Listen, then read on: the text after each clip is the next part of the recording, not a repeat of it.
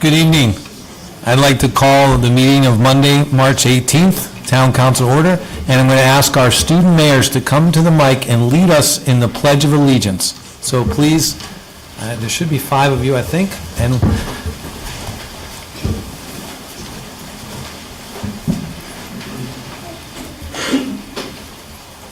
go ahead.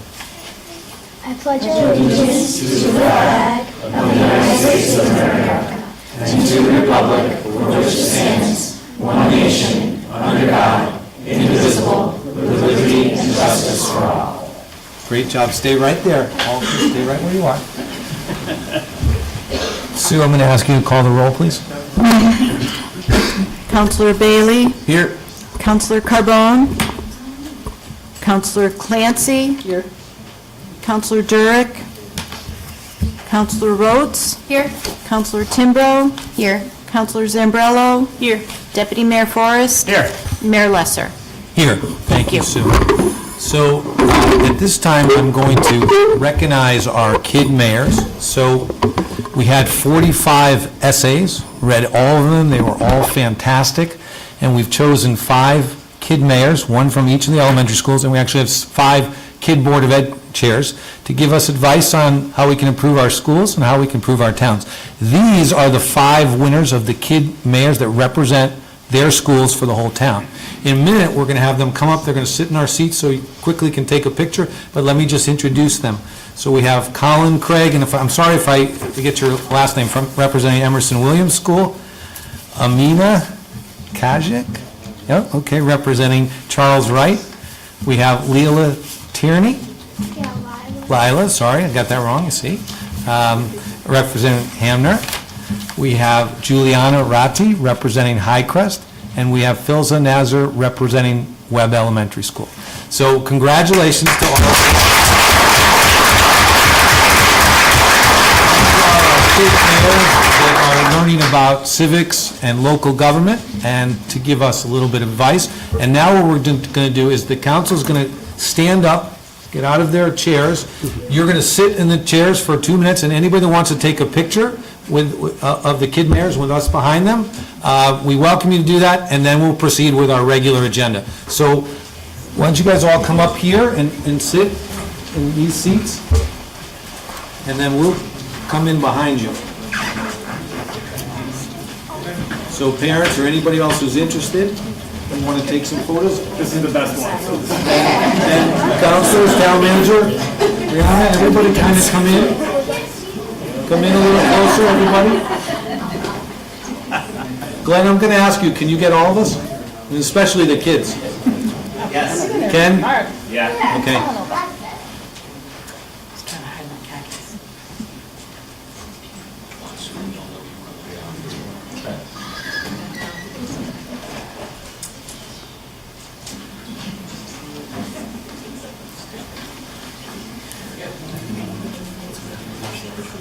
Yeah. So thank you, kids. You can get up unless you want to run the meeting. You're welcome to. This is a light agenda. It'll be easy.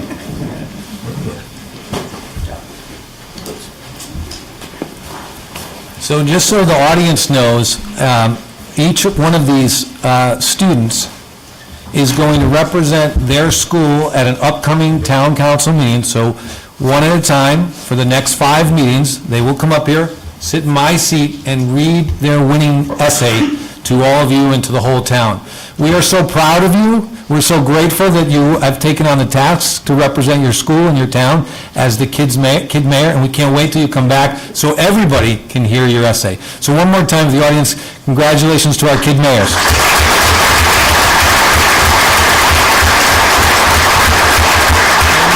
You can sit down. You're welcome to stay, but you probably, I'm guessing you probably want to go home. But thank you so much.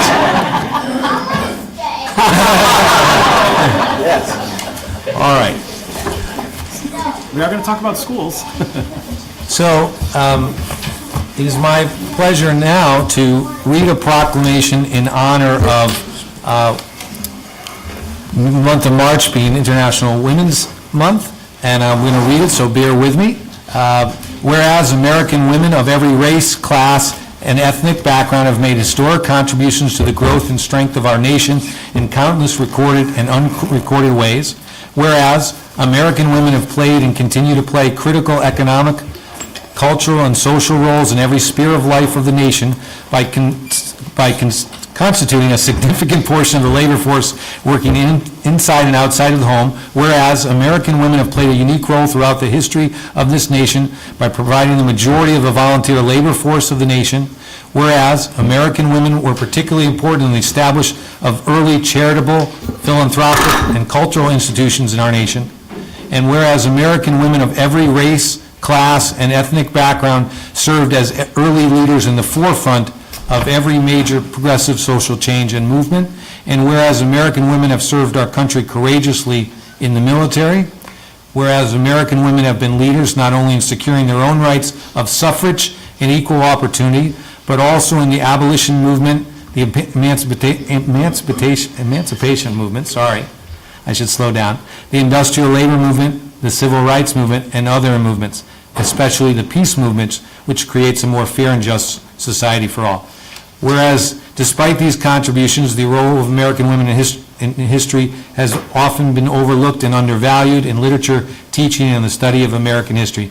Now, therefore, be it resolved, as mayor, I join the Wethersfield Town Council in proclaiming the month of March 2024 Women's History Month in the town of Wethersfield, encourage all our residents to honor, recognize, and celebrate the many contributions made by women as we join in this observance.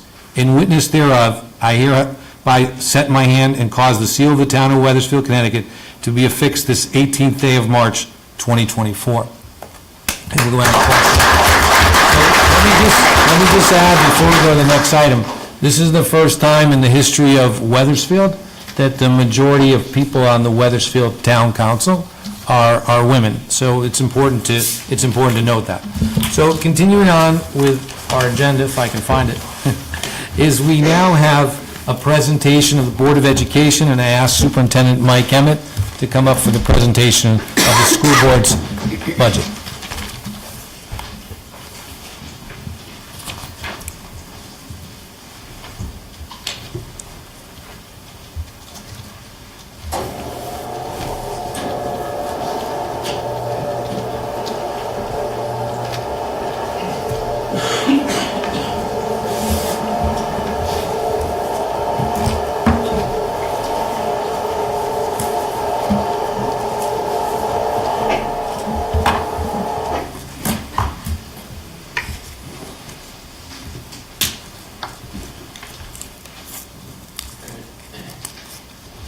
Jim, you have a clicker?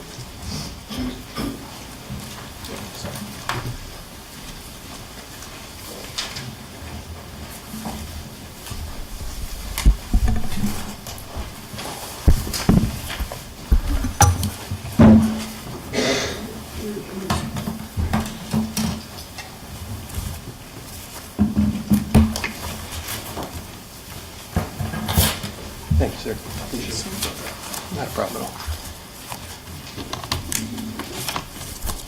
Thank you. Good evening, everyone. It is a pleasure to be with you this evening as I share with you the Board of Education approved budget for the 2024-2025 school year. There is part of me that wishes all the students were still here. They could take a slide and explain exactly why we're asking what we're asking for. And I think, realistically speaking, it really is telling the story.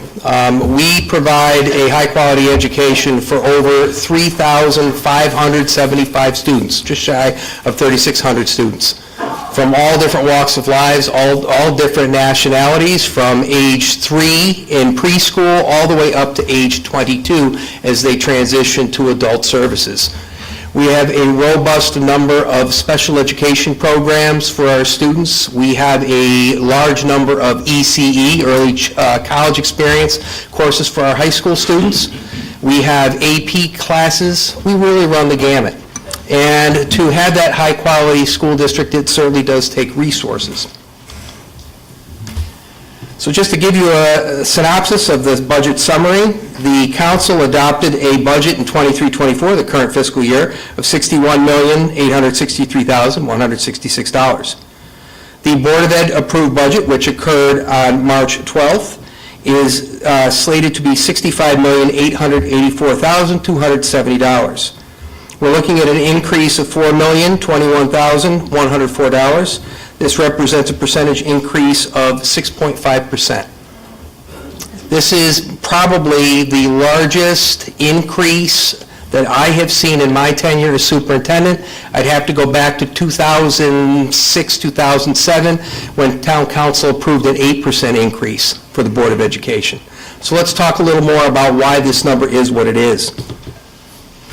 A little bit of history with regard to the process that the Board of Education went through. We really began the budget development process in earnest back in the fall, in the late fall. The Board of Education came together on 3 different dates on Saturdays, starting with February 3rd. We had our first budget workshop. My proposed budget at that time was an increase of 6.45%. And what that contained was the maintenance of the 7 math interventionists that we have across all 7 of our schools that are currently grant funded.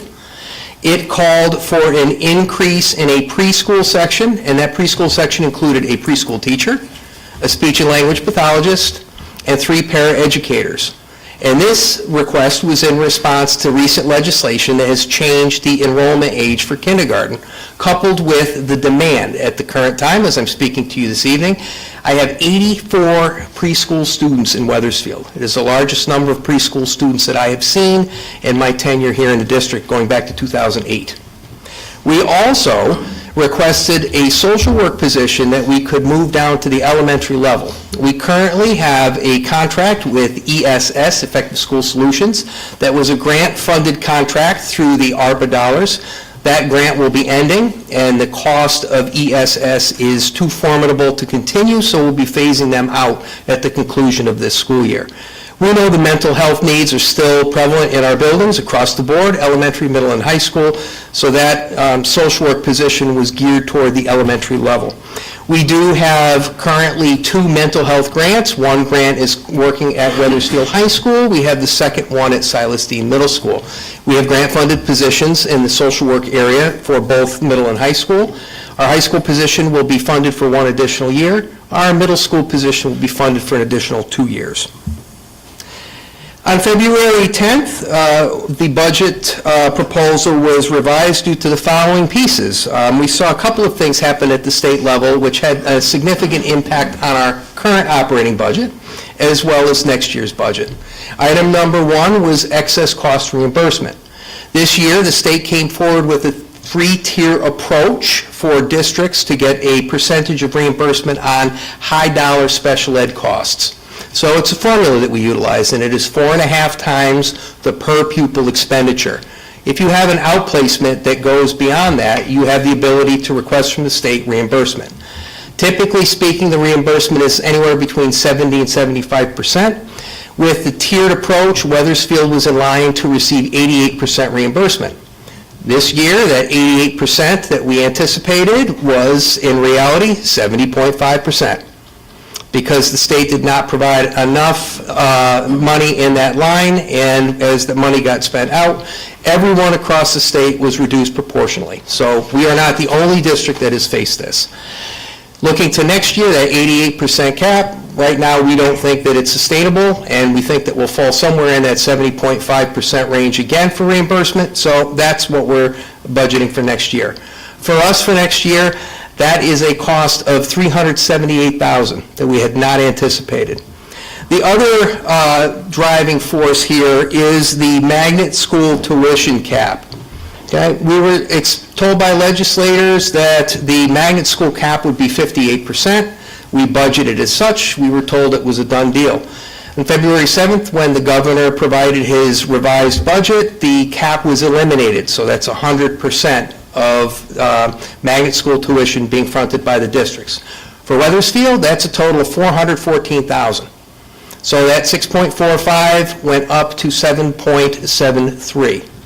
What we've done is had multiple conversations with our board, both Republican and Democrat.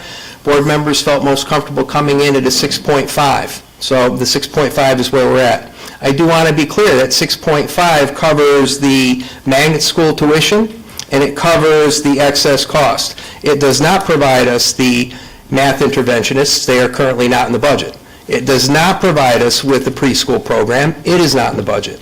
And it does not provide us with the additional social worker. So this hurts, to be honest with you. And I know the board has been diligent, and I know town council members have been diligent as well, talking to the state legislators. We attended the appropriations committee. We have submitted testimony asking that the state provide the necessary funding so that we can put things in place for our students. Just want to talk with you about the major increases across object. As is the case every year, the drivers for us, it is staff. Contractual increases coupled with insurance increases. At the present time, the board, at the request of the town, is carrying a 12% increase for health insurance for next year. We're certainly hopeful that that number comes down. It has in the past, and we're certainly hoping that we can recoup some savings there. I also want to bring your attention to other purchase services, that $1,548,767. That's what encompasses that magnet school tuition. And again, even with supplies, I will say we have cut supplies year after year. One of the things that we are facing this year, as we did last year, is ongoing issues with inflation. So, give you an example, the cost of a case of paper is up over 30%, and paper is one of those things we absolutely need. I do want to let you know also, you heard last year that we were looking to replace all of our desktop units in our classrooms. Our desktop units are no longer going to be supported by Microsoft at the end of next year, actually beginning of next year. And what we have been trying to do is get those machines replaced. I am pleased to say that we were able to do that with grant funds this year. So that is one driver you do not see in the budget. So we will have all of our desktop units in our classrooms, which are vital to everyday use, replaced over the course of this summer. You know, I want to talk about just some of the historical budget increases. We've seen some relatively robust years, and we have seen some really lean years. Some of those years, we don't even cover the cost of contractual increases, right? We relied heavily upon grants. Do want to also let you know, with regard to our high-need students, we're an increasingly diverse population here. We've seen our special education prevalence rate rise significantly. When I came aboard as your Director of Special Services in 2008, our prevalence rate for students eligible for special ed services was slightly below 10%. We anticipate this year that it will be a little bit above 16%. That is a trend that is happening across the state of Connecticut. We've also seen a large increase in the number of multi-language learners, English language learners. Again, when I came aboard in 2008, we were right around 100, and at last count, we were at 378. They come in from all over the world. Recently, I have signed registration paperwork for 4 families who have just joined us from Peru. And also, I do want to make sure that I make you aware of the fact that we have a large population of students eligible for free and reduced lunch. Here in Wethersfield, we have a robust cafeteria fund. I'm very proud of the fact that we were one of the few districts that was able to provide free breakfast and free lunch for our students for the entirety of this year, with some supplemental grant funds from the state. On a daily basis at Wethersfield High School, we are serving over 900 lunches. And we have 1,150 students. So we're making sure our kids are eating. We do not know at this point in time if that's something we're going to be able to sustain for next year. And again, just to give you some of the factors here, salaries are increasing 3.84%. We are in the process of beginning to engage with 2 bargaining units with negotiations, our nurses unit, as well as our secretaries, paras, and tutors. That'll be happening later on this month. Teacher salaries are increasing 4.18%. These are based on contractual obligations. Again, as I mentioned earlier, we're carrying a 12% premium increase. We had heard from our insurance broker anywhere between 6.5% and 7%. That's approximately $370,000 if it does come down to that. And then again, we'll wait from the town on OPEB contribution as well as pension. That number will come a little bit later on in the spring. With our purchase services, again, we see an increase of 20.76% there. As I mentioned earlier, that's the impact of the magnet school tuition as well as the excess cost. And this year, we did see an increased number in the number of magnet school enrollments. We're about 30 higher than we were last year. Some of those started the year in magnet schools, and then we've had others that have moved into Wethersfield that are already in magnet schools. So we'll have to account for them in next year's October 1st count. And again, as I had mentioned, with supplies are an area that we have consistently cut, and there's just simply no room at this point in time. A couple of other items I want to make you aware of is more state legislation around the science of reading. We as a district did not pursue a waiver. We pursued an extension.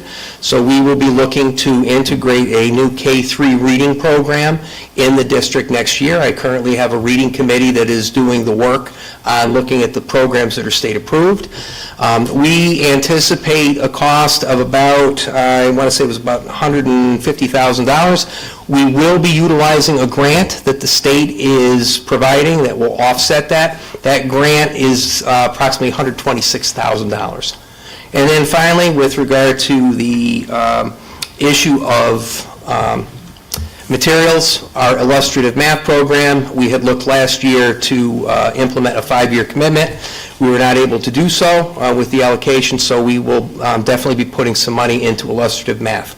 It is doing very well. I think the kids love it. It has shown some good growth already. But again, we need additional support for our teachers and additional coaching and professional development.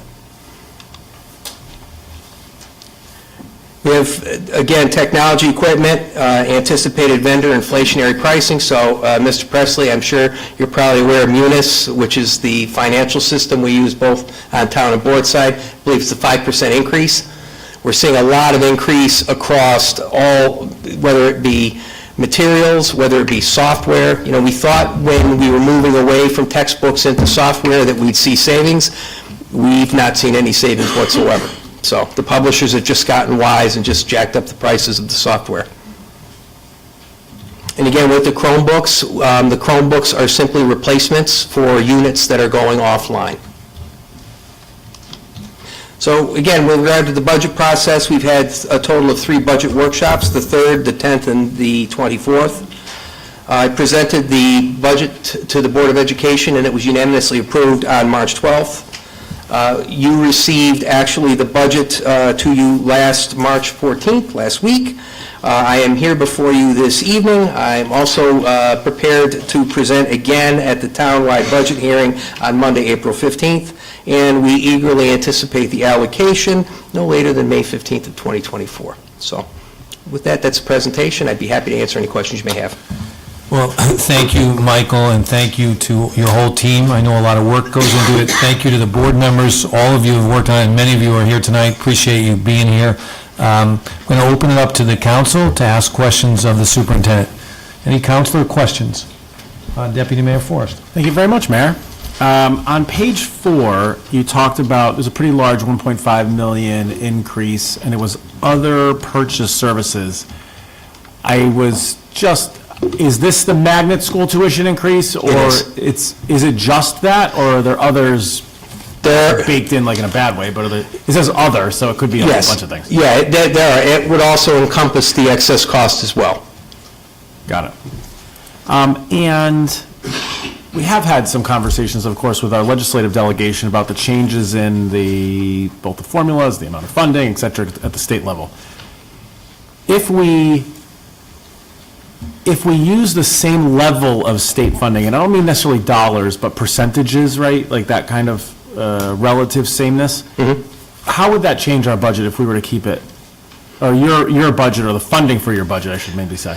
If we were able to get the magnet school tuition and the excess cost, we would be able to largely keep everything that we've lost. Again, I would say, Deputy Mayor, maybe not all 7 math interventionists, but we would look to be as close as we possibly can to that number.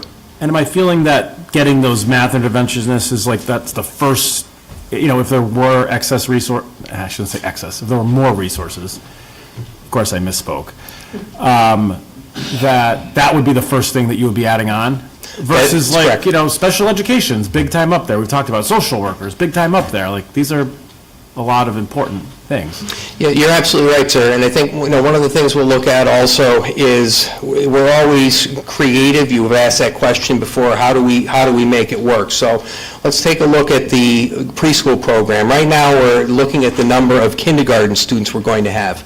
With the new legislation, we may see a lower number of kindergarten students, and in the event we had a lower number of kindergarten students, we might have the potential to be able to collapse a current kindergarten class Right. and provide a extra section of preschool.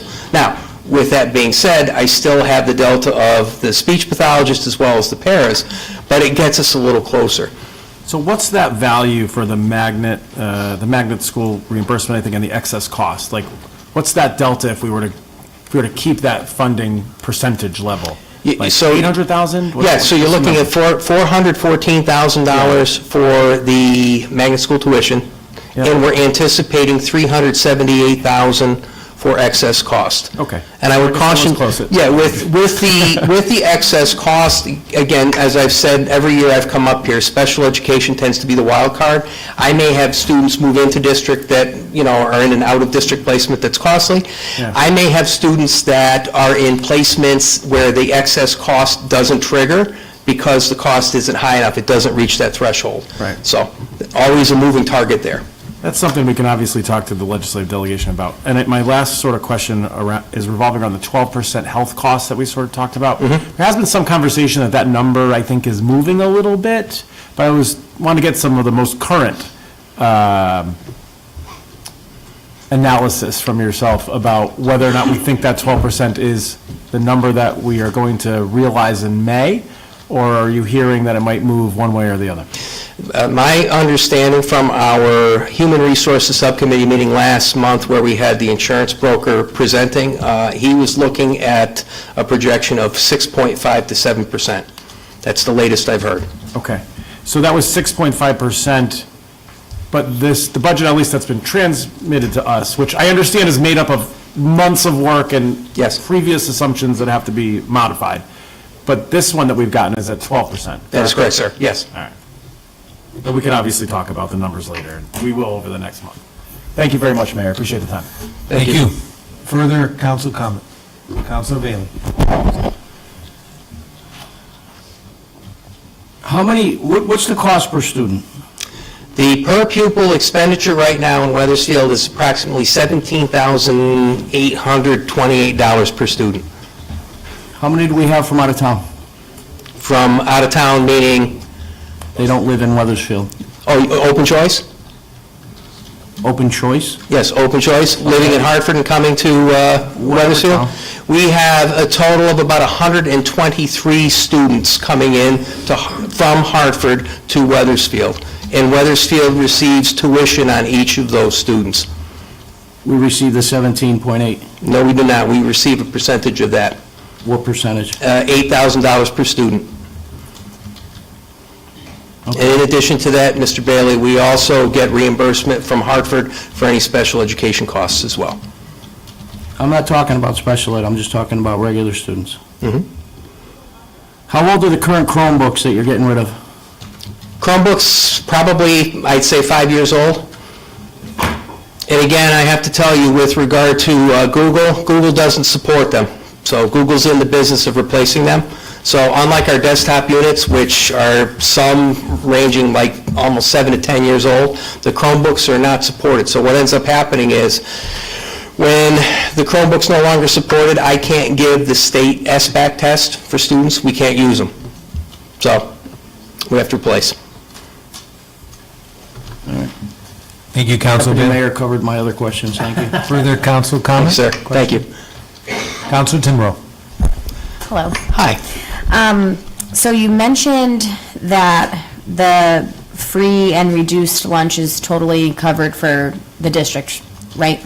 That's correct. Is that purely based off of state funds, or are we putting anything into that? That is a combination of state grant funds as well as our cafeteria fund. Okay, and do you know the difference, the percentage difference between what we're putting forward and what the state is putting forward? I'd have to get that for you. Okay.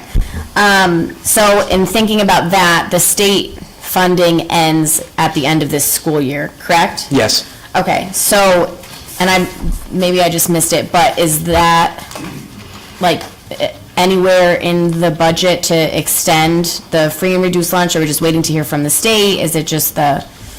What we'll need to do, Councilwoman Timbrow, is to look at our cafeteria fund. Our cafeteria fund is not a grant fund. It's funding that we bring in through our lunch program.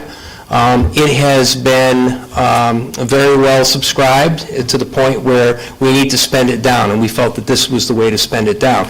I will caution everyone that the cafeteria fund needs to be used solely for cafeteria use. So one of the things we did last year to try and take the pressure off capital improvement, we had a major issue over at Silas Deane Middle School in the cafeteria. The flooring had separated. It was an old rubberized floor that dated back to the renovation. So during the course of the summer, we replaced the floor along with all of the tables. That was a $30,000 request in capital improvement.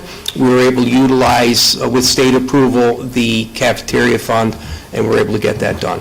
So what we'll be doing as we get through the end of the year, we'll be looking at what the cafeteria fund balance is. There has been some talk about extending and some more funds coming from the state. Don't know if that's going to happen at this point in time, but we found it to be very helpful for our students. I know my kids are eating breakfast, and I know they're eating lunch, and they're eating healthy, which you couldn't ask for anything more. And would it be possible to get that percentage to me at some point? Sure can. Okay. Yep, Thank you. absolutely. Counselor Timbrow, you all set? I'm good. Good. Further council comment or question? Counselor Timbrow. Hi, thank you for coming in and presenting this all to us. I was just looking for a little more information, if you could talk a bit more on the illustrative math program and how that works. Yeah, the illustrative math program, this is our first year with it.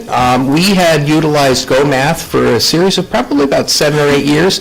Go Math was no longer supported, meaning they weren't making it, they were no longer supporting it via research.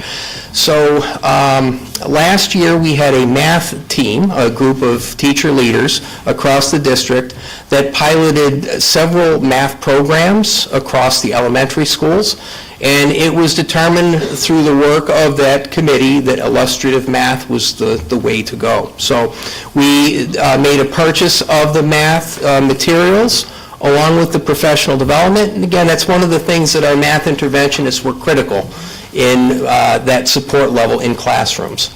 It is a different way of learning math. I can guarantee that we have some parents that scratch their heads at home with homework at night. It really is far and away different from the traditional way of getting a book and having a notebook and, writing down problems. It is, students are up and around. Students are working collaboratively, and in many cases, the teacher, I'll give you an example, when we're doing instructional rounds, we have a 6th grade classroom. The teacher gave the students the answer and then charged the students with going to figure out how to solve the answer, to support it. It was the reverse. And to watch these kids in action and watch these groups of 3 and 4 fully engaged in the work was really very interesting to see. We think that it is going to be a program that's going to yield some really good results. We'll be getting ready to start off with our SBAC assessments before we know it. So the response we've gotten thus far from our students has been very positive, and again, even from parents as well. Thank you. And so you said that it was purchased last year, or you mentioned something about the funding and how I think it needs to be spread out now? Yeah, it does. So what publishers will do is, if you make a 5-year commitment up front, what it will do is it will cover the materials over the course of the 5 years.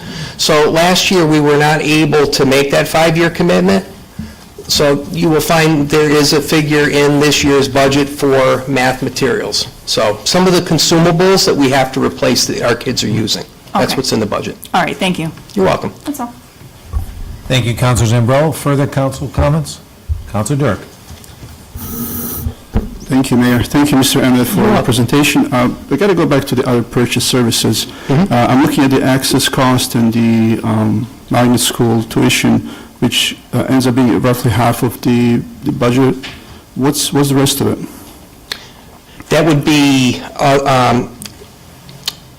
with regard to a special education student, at a PPT meeting where a parent might request a independent evaluation, neuropsychological, psychiatric. I do not have a psychiatrist on staff, so we would have to pay for that. It could be a technology assessment. It could be a consultant that is coming in and working in the district to provide support. It's a variety of different things. Be happy to break that out for you. Again, my business manager is out in the crowd, so he's writing everything down. I can certainly break that down for you and give you that delta of what else is in there. Sure. Thank you, appreciate it. Absolutely. Counselor Dirk, all set? All set, thank you. Any further council comment or questions? I just have one, Michael. Yes, sir. Can you tell us how many new positions are included in this budget? I don't, at this point in time, don't have any new positions in the budget as it stands right now. So, again, that's the challenge. One of the things we do every year also is we look at the number of retirements. We try and, recognize savings. If I have somebody that's going out at top step, I may try and bring somebody in at like a bachelor's step 1. We can recognize savings there. The challenge that you face, especially with somebody like a speech pathologist, speech pathology, you have to be licensed. You're already hiring somebody at the master's level right up front. So the level of savings isn't necessarily there. We also have a couple of positions that are really specific, and we've got a couple of science positions.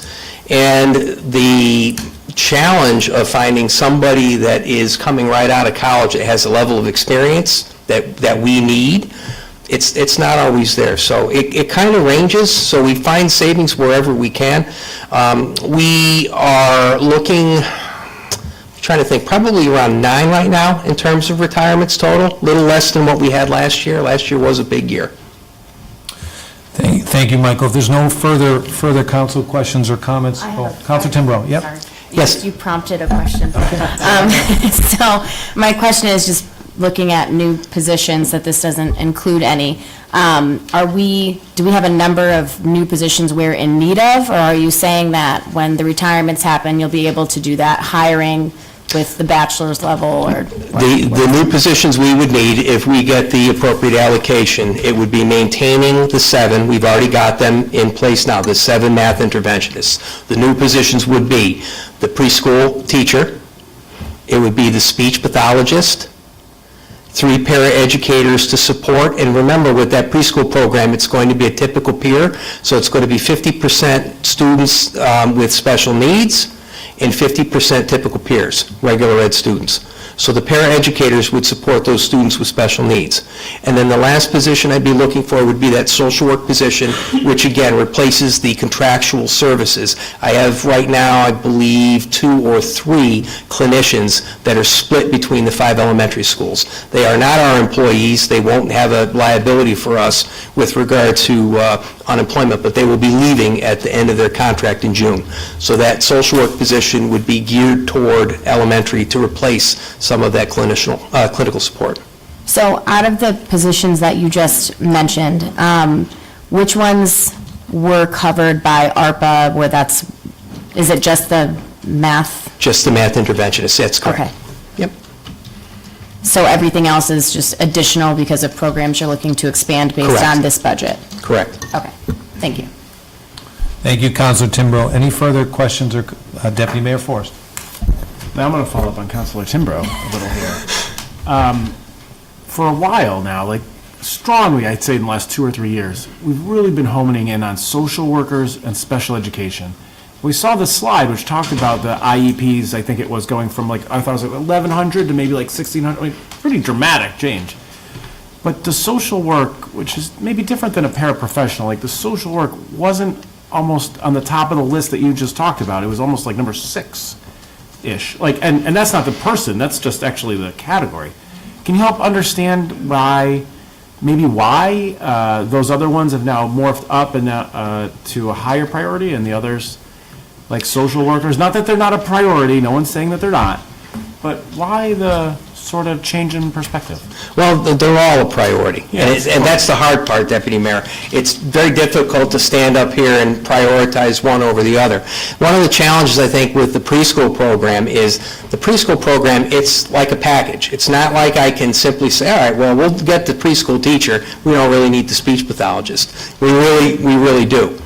And with the social worker, again, I have social workers in all 5 elementary schools. I can tell you right now, they are taxed. Yeah. They are taxed. And I have been out to schools. I've been observing some unusual behavior. And again, I think one of the things with social workers, they provide that level of support to families outside the school as well, connecting them to social emotional needs and therapy. But on a relative scale, though, it is below some of the other needs that you identified. well, it would be only, again, I would say that would be the case. All right. Thanks for the perspective. Appreciate it. No problem. Thank you, Deputy Mayor. Any further council comment or questions? Hearing none. Michael, thank you again. Thank you to your team. I see Matt back there, all the Board of Ed members. Appreciate you being here, and all of you that work so hard. We'll be seeing you soon. Thank you. Thank you. Have a good evening, everyone. Thank you.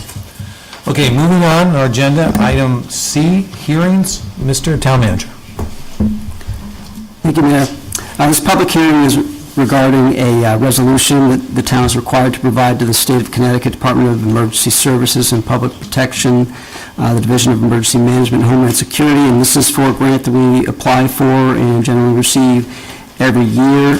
This resolution, again, is a requirement of that grant, and it also states that it resolves that I will be able to execute all the necessary documents that go along with that. There's a match requirement with this grant. It's approximately $14,918, and that will be provided through in-kind contributions, so the actual services of the emergency management director and the assistant director and some of the supplies that we purchase supply those matching funds, so there's no actual cash match as part of this. Also note that this year we're also expecting an additional one-time amount of $2,700 roughly for specifically for PPE purchases, as well as in addition to the $14,900. Thank you, Mr. Town Manager. Being that this is a public hearing, we will take public comment on this item only. If anybody wishes to speak on this particular item, please come up and state your name and address for this particular item. Seeing and hearing none, I will close the public hearing. Moving on to public comment. Before we have folks come up, I'll start by saying thank you. So we have a large number of folks here tonight, which is great. We have some folks standing in the back. If you want to come up, there's plenty of seats in the front. Cindy, Tom, anybody who wants to come in front, there's plenty of seats. I do want to read this before we start. There are 2 public comment sections on the agenda, one now and another towards the end of the meeting. During each public comment period, members of the public will have 5 minutes to speak on any issue. When you step to the podium, please state your name and address, at which point your time will begin. I ask that you address your comments to the entire council and refrain from speaking directly to or about individual council members or the audience. I ask that you refrain from any derogatory comments or personal attacks, and please remain respectful. This section of the public comment and the council will generally not engage in dialogue during this portion of the agenda. If any follow-up is needed, please leave your contact information with the town clerk, and the town manager will reach back out to you. As you come up to address, I will also ask you to write your name into the records, write your name down. And at this time, anybody who wishes to speak, please come up here and state your name and address, please, and write your name down. Yes, sir. Michael Castanelli, 10 McMullen Avenue, Wethersfield.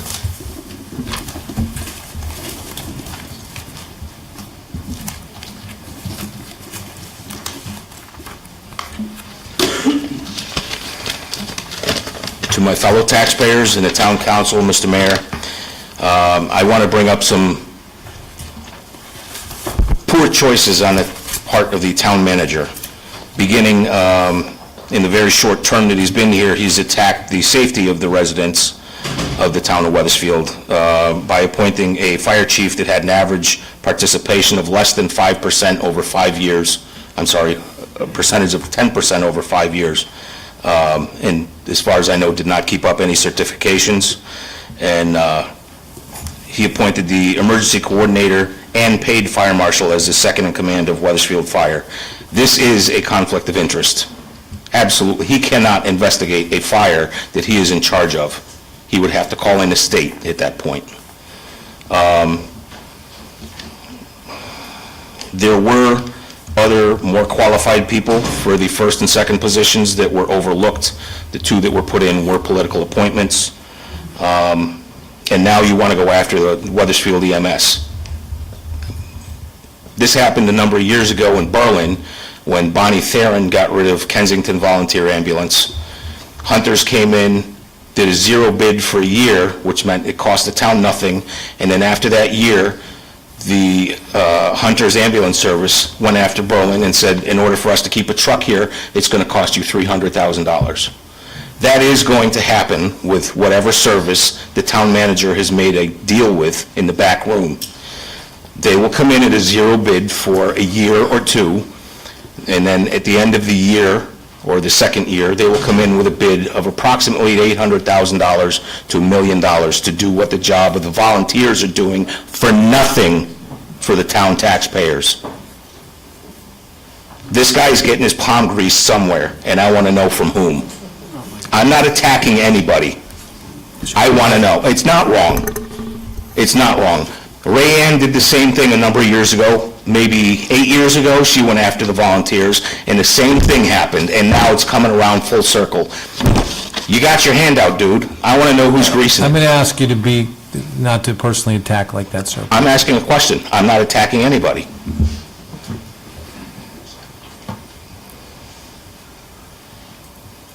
That's all I got.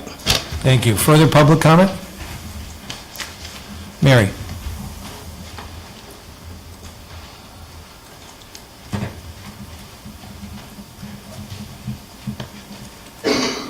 Good evening. Mary Breton, 209 Clovercrest Road. I'm here to support the RFP for the design of a multi-use sports field on Mill Woods and the Keisha initial concept plan produced after the March 7th Keisha public planning session. Regarding the RFP for Mill Woods, directing the funding for a field at Mill Woods reaffirms the town's commitment for the much-needed funding. Sorry, my glasses are... I need new ones. Reaffirms the town commitment for the much-needed funding required to support athletic fields in town. It is in addition to the already secured funding for sports obtained from other grants received. And it shows smart decision-making that capitalizes on the best opportunities for all field development throughout the town. This motion is supported by two recommendations from Parks and Rec for placement of a field on Mill Woods. It is supported in line with the town manager's field assessment report. It is supported by the Mill Woods master plan for future field development at our town-defined sports complex, and that had lacked funding, but now we have it. I do have concerns about synthetic turf and its impact on our overall health and player safety from injury. And also impact to the environment and proximity to the Millwood swimming space and wetlands. I ask for the leaders to proceed with careful consideration and constructive dialogue about synthetic turf with a reliance on facts, studies, community input, and with a focus on the latest science and the future financial impact of the decision. Regarding the Keisha property, first, I'd like to note a silver lining resulting from the past few years, and that is the chance for our community to discover and solidify what we really care about. I would like to thank Mayor Lesser and the town leaders for a recent planning session, public planning session on Keisha, as it so proficiently set the stage for constructive and respectful dialogue between the leaders and the community. I support these elements of that plan. On the south side of Highland, continued use of the field in front of the barn for concerts and events. Sensory pollinator gardens, rehab of the existing greenhouse, t-ball or small soccer fields for young children. On the north side of Highland, community gardens and farming on both the west and the east fields. A sidewalk along Collier Road. Three-way stop and intersection of Collier and Highland as proposed by Councilor Carbone. On the remaining areas set aside for athletic fields, parking, trails, and passive recreation, I recommend that all parking solutions include input from the neighborhood, and that the athletic fields maintain a younger youth sport focus, consistent with how we use this area today. And as we may lose some fields during the school renovation.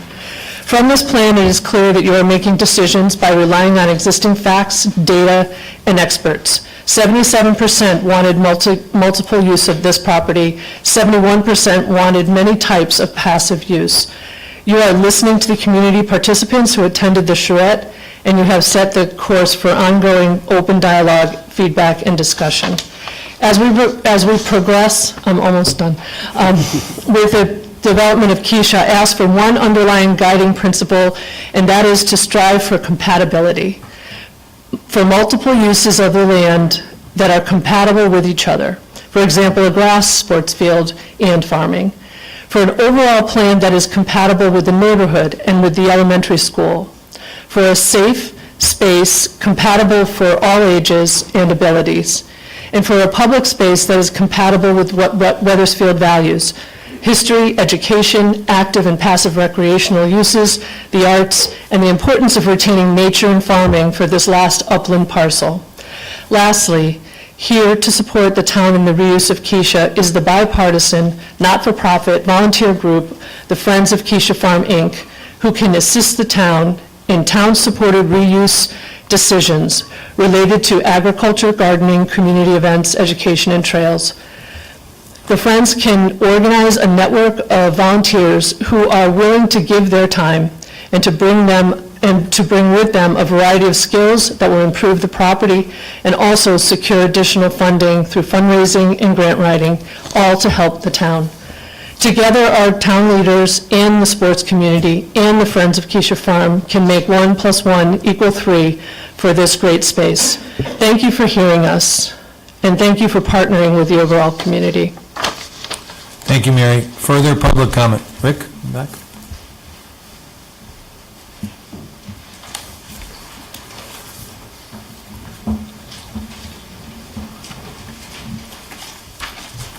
Rick Gary, 35 Harding Street. I found to start with a thank you for the new yard waste program. It's something that's been long overdue, and I think it's going to be a great, the citizens will really appreciate it. So I want to thank you for getting that done. Second, the ARPA funds for the field. I guess I'm happy that it's not at Keisha Farm and that it's at Mill Woods, because I had a lot of concerns that we were going to start building sports fields without finishing the Mill Woods master plan. That was a big concern of mine. But I'm a little more concerned that we're spending funds on a field rather than fixing our schools. If we have ARPA funds available, and maybe I missed all the meetings before I've been out of the loop, I really think those funds should have been spent in the buildings where the kids spend 8 hours a day all year rather than on another field. And that's just one man's opinion. And lastly, on the situation with the ambulance, I'm not versed at all, but I wanted to thank the town manager and the council for that detailed petition. From the typical citizen like me who doesn't know what happens in the background, there's a lot of detail in there. It really explained how this ambulance service in the town works. I would have had no idea. And I appreciate that detail. And I feel that, decisions are being made, hopefully, to bring the best and safest service to the citizens, as the ambulance service is so critical. And I'm not, I know it's a hard decision, and I don't know it's the right decision, but I did appreciate that petition. So thank you. Thank you. And that's it. Further public comment? Yes, ma'am.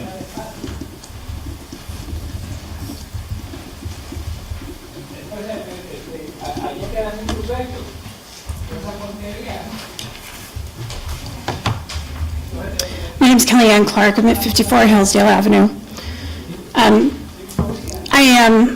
was a member of Wethersfield Volunteer Ambulance for over 20 years. I was their assistant chief for 15. I was the assistant chief of administration. So I look at these men and women that are sitting here, the time that they give, and the letter that was written and the petition that was sent was one-sided. I have sent out information from Wethersfield Ambulance. I do not think it was fair. The information that I sent out came out well after that petition was sent out. And the rebuttal from the town council and the town manager was a letter that was sent out on January 16th. The information that was sent out through the town came out through me in March. Why wasn't the townspeople informed of what was going on? As a taxpayer, that makes me very upset. Because these people that are sitting here have taken care of our town. Aetna Ambulance will come in with a zero bid and will say, we'll do it for nothing. We've done it for nothing. We've done standbys in this town for nothing. Aetna Ambulance charges $200 a standby. When we do a BLS call, they get $800. Aetna gets $1,300 for a BLS call. So if you call them with a stomach ache and you need to go to the hospital, Aetna's going to charge you $1,300. The volunteers charge $800. That goes to your insurance company. So if Aetna takes over, you're charging our townspeople more money. I think that's a travesty. The townspeople should know what they're getting into before a petition is sent. I just think it's a shame that a company, an organization that has been in this town for 68 years is being thrown to the side, and they were not even met with to get their side of the story, to get how they were going to work this out.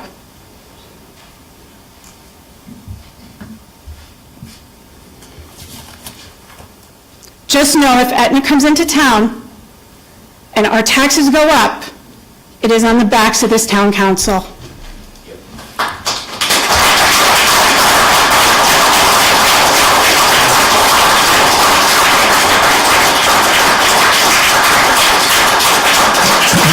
Thank you. Further public comment? Sean?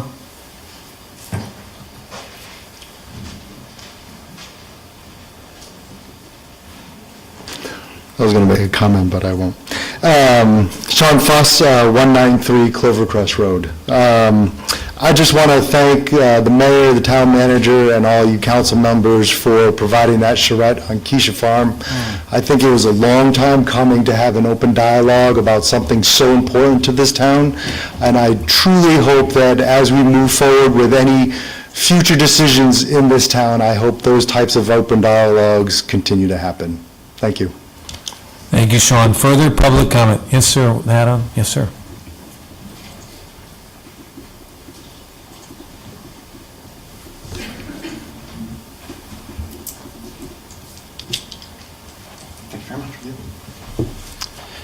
My name is James Clerk. I live at 54 Hillsdale Avenue.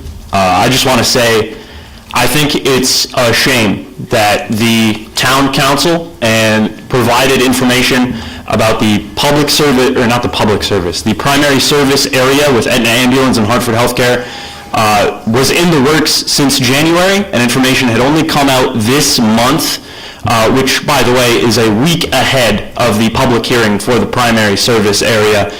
As it was stated earlier, an ambulance will probably come in with a no-bid offer. And in 2 years or 1 year, they'll charge us $800,000 as a town to provide services that are being provided without cost to the taxpayers by WEMSA. I think that it's a blot on the face of the community that we did not open this up for discussion about critical services that the town needs until a week away from the big decision that decides who's going to serve the community. I think that's shameful. I also want to say that I hope that it was noted whenever these deals were going to be made that it has been cited that Aetna has slower response times than WEMSA. It has been seen where WEMSA had to wait on Aetna to respond to a call for sometimes up to 20 minutes. Sometimes they didn't even arrive at all. Not only are they going to charge the taxpayers more money for the same services, but they're going to do it slower. I cannot say how scared I am for someone, heaven forbid, perhaps someone in this room, to have a medical emergency, and by the time Aetna arrives, if they get the PSA, that they will be cold before medical services can be rendered, because Aetna is having trouble servicing the south end of Hartford. We are south of Hartford. I'm not sure if anybody forgot that information yet. If it takes them 20 minutes to get to the south end of Hartford, add another 10 to get to Wethersfield. Someone who has a cardiac event is not going to survive the response time of Aetna Ambulance and Hartford Healthcare. Thank you.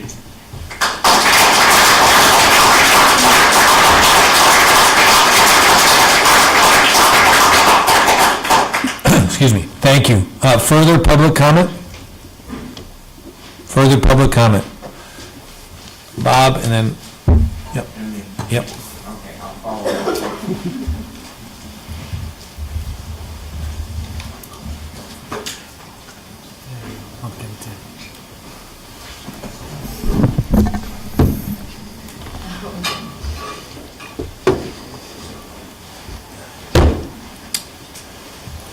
Good evening, Robert Young, 20 Copper Mill Road. First of all, I don't know a thing about the Aetna issue, so I'm not even going to comment on it because I have no idea. I have a number of issues I want to talk about, but I think I need to pass on some of them, and what I'm going to talk about is the Keisha Farm. I went to the so-called charrette, last week? It was nothing else but a charade, in my opinion.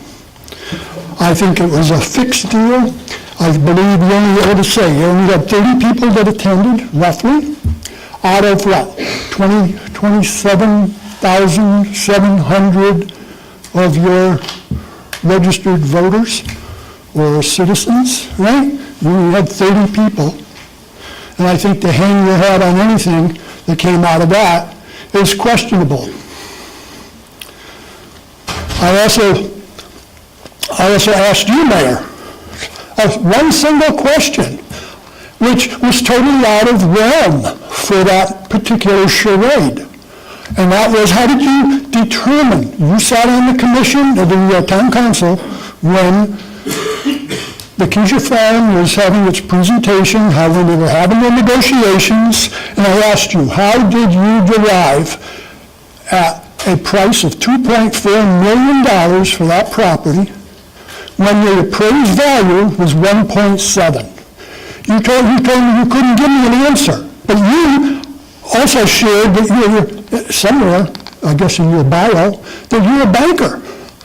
And I find it kind of hard to believe that someone who worked in the finance area would sit in an executive session, I don't know how many sessions they had to negotiate the Keisha Farm price, but if you sat in there more than once and you can say to me flat out, I know nothing, but I voted for it, that really sends a red flag up, Mayor.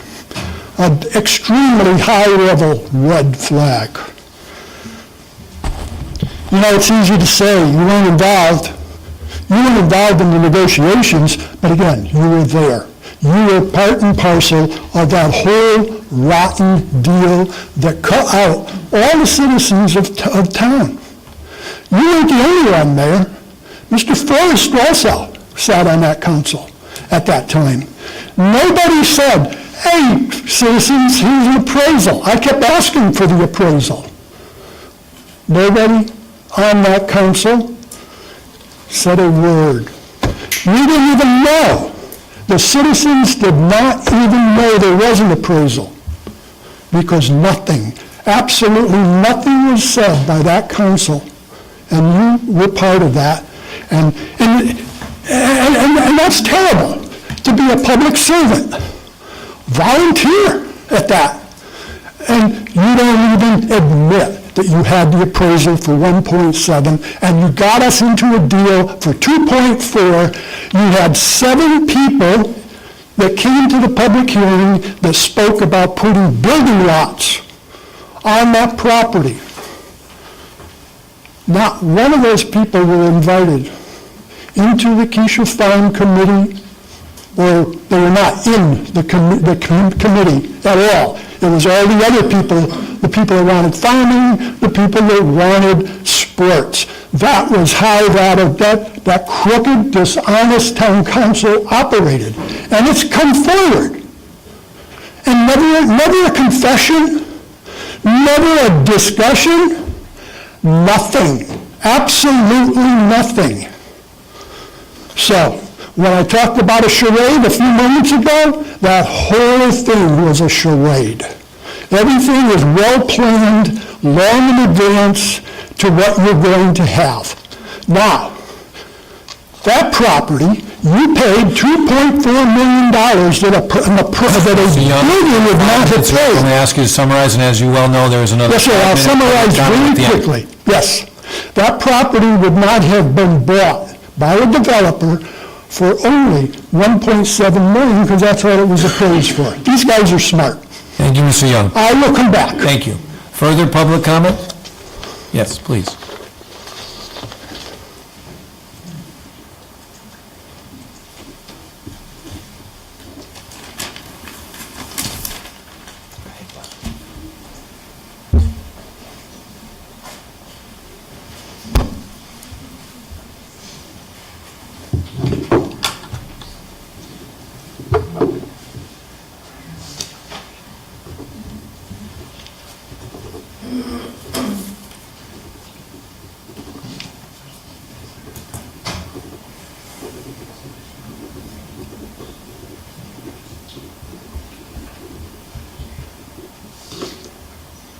Thank you. My name is Bob Woodward. I live at 456 Middletown Avenue, and I've been there for 46 years.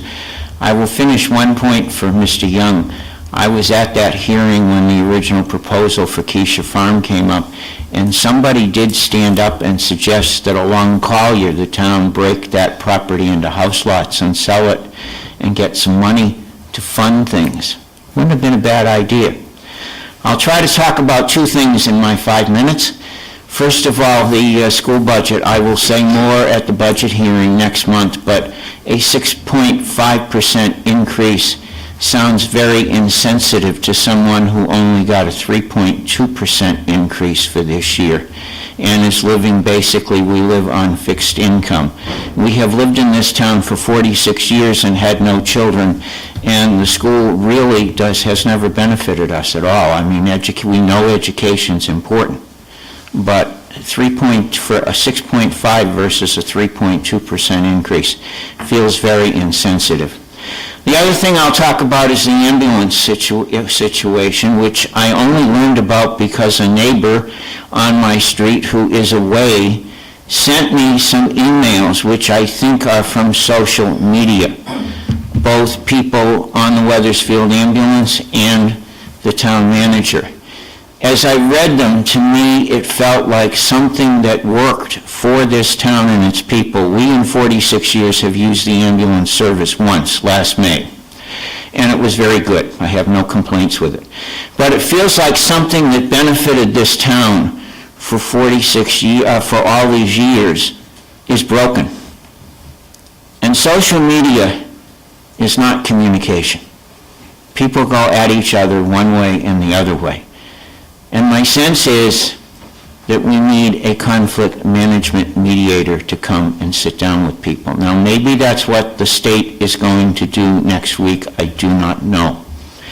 I did come in Friday to the town hall and came to Mr. Presley's office, and one of his people there said there is a hearing a virtual hearing next Tuesday, and I guess it's at 9 o'clock from something I read that was sent to me, 9 in the morning.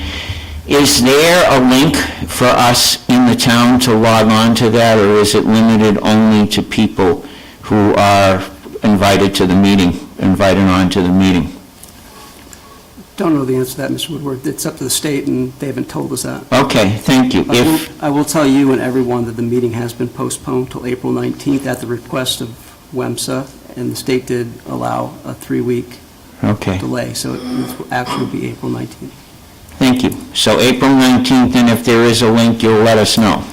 We will. Thank you. The only thing I ask you is, please, whatever decisions get made, make them with this ambulance situation for the best interest of the people in the town. Like the school budget, $800,000, if that's real, that Aetna might charge feels very insensitive. Thank you for listening. Thank you, Bob. Further public comment? Yep. Robin, I think? Yes.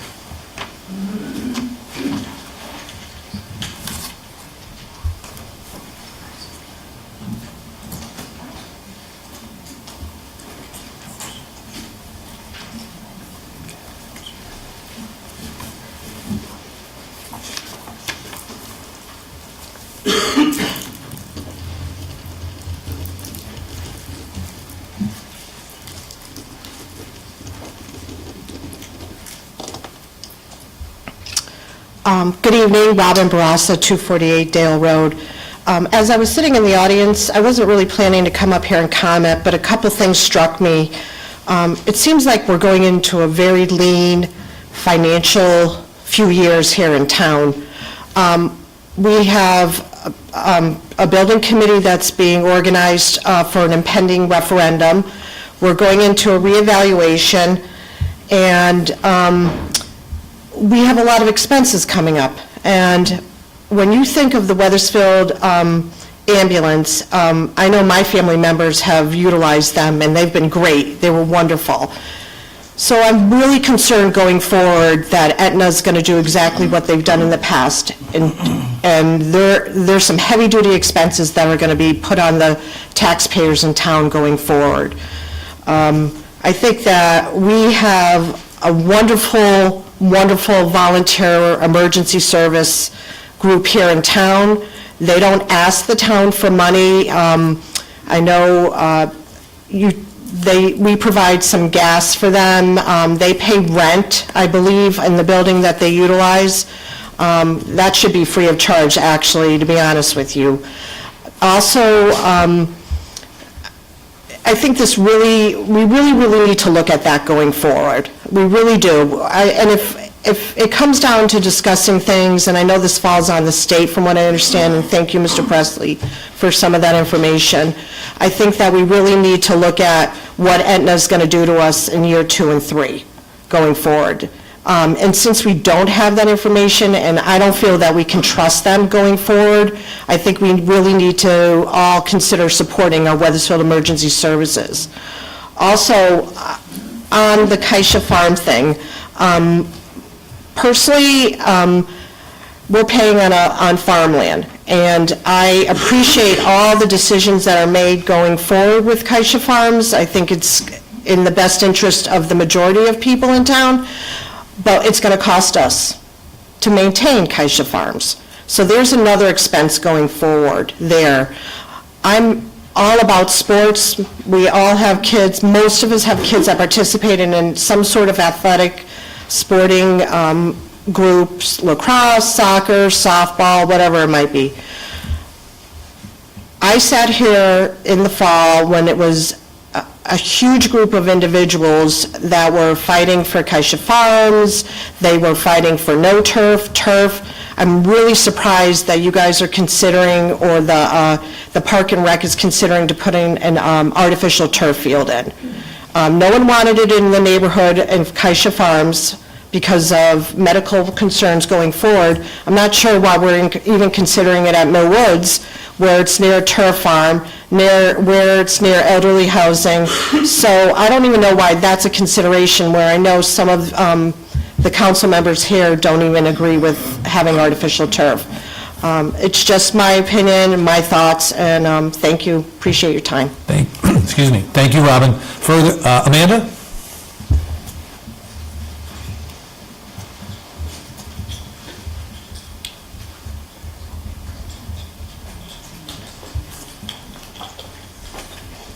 I brought Girl Scout cookies if you want any.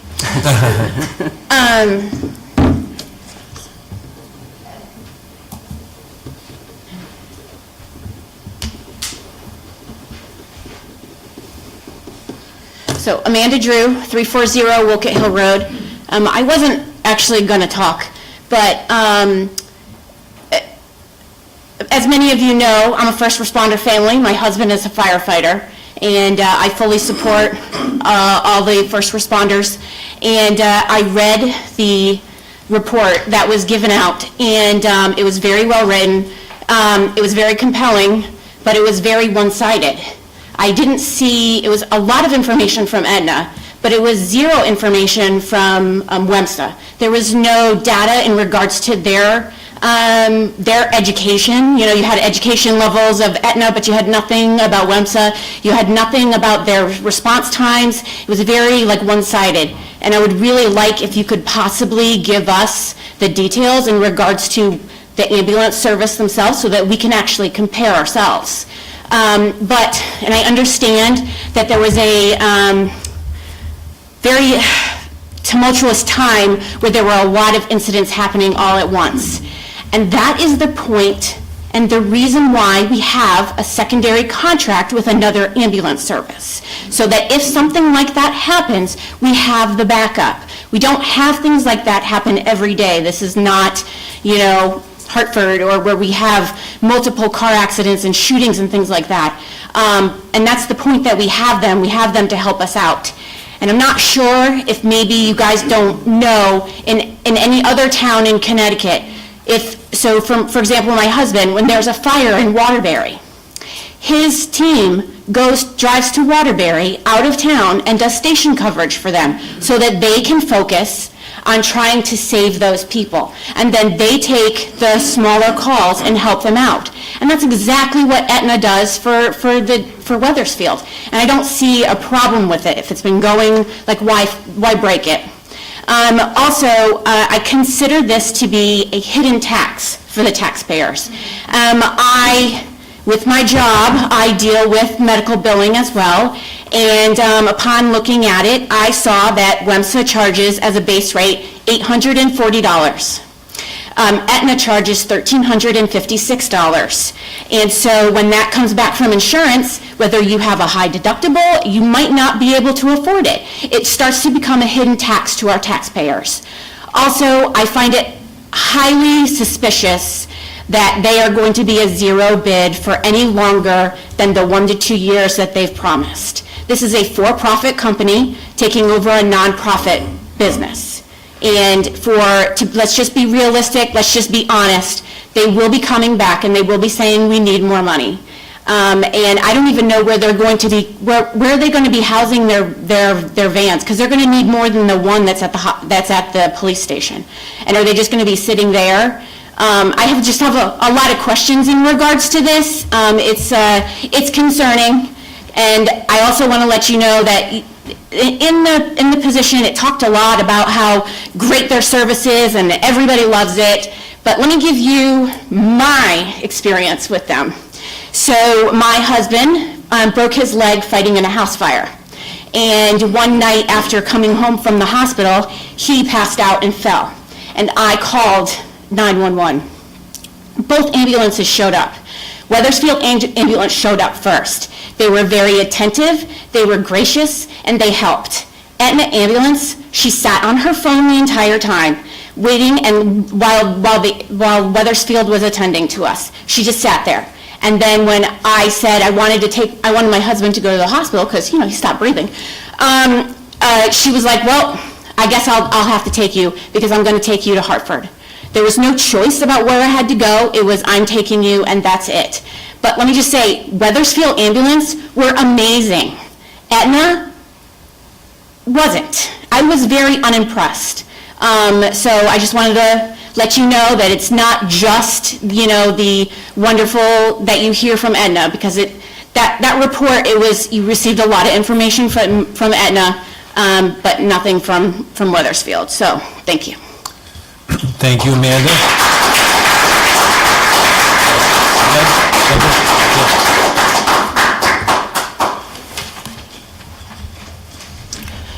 Deborah Cohen, 73 Church Street. I also wasn't sure that I was going to speak tonight, but I feel compelled to make a few comments, and they're all going to be a repetition of what you've heard from other people, but those of you who know me know that I've spoken about transparency as being a very important thing at past councils going back in time. I am concerned that I didn't know about this and that my neighbors didn't know about any of this until maybe a week and a half ago. This is such an important decision that I think townspeople really should have been notified of it and perhaps engaged in conversation about it before it got this far. I'm speaking as a former volunteer EMT. This goes back to 2001 to 2011, and I can speak to you about the rigorous training these people go through. I can tell you about the dedication that it takes from people who are in the ambulance building from midnight to 6 a.m. waiting for the tones to go off when they could be home. It's a very uncertain, unsettling feeling to be away from home in the middle of the night, expecting those tones to go off at any moment and being ready. They're there. They're doing the job. The other, and I know that you can't answer questions in this sort of setting, but I'm wondering if there was any a comprehensive description of what is wrong with the service being delivered by Wethersfield Ambulance right now. I have not looked at this all in depth, so it's very possible that that information was included somewhere. I'm not aware of it, and I think that part of this conversation should be, we want to make a change because what we have isn't sufficient, which I don't think is the case. And the last point that I'd like to make, as several other people have, nothing is free. So for 2 years, Aetna will come in, and they will do this wonderful or not wonderful job, and it won't cost us anything. No company in its right mind is going to come back and offer another 2 years, and then another 2 years. Please think about this not only from the standpoint of the quality of service, and I would have any one of these men or women come to my house if I had an emergency for me or my loved ones, but also think of it as, if you want to talk about dollars, think about what this is going to do to us 2 years from now. My understanding is that Aetna is also offering this same deal with Rocky Hill. I'm sure that there are other towns that they're offering it to. It just stands to reason that at the end of 2 years, they're going to have to make some money, and it's going to come from us. So based on the little that we know, I am going to urge that this does not happen. If there's information that we need to know that might sway that opinion, please make it available to us. Because right now, I think most of us feel like we've been kept in the dark. Thank you. Thank you, Deborah. Here's a public. Sir, in the back? In the way back? Yes, sir.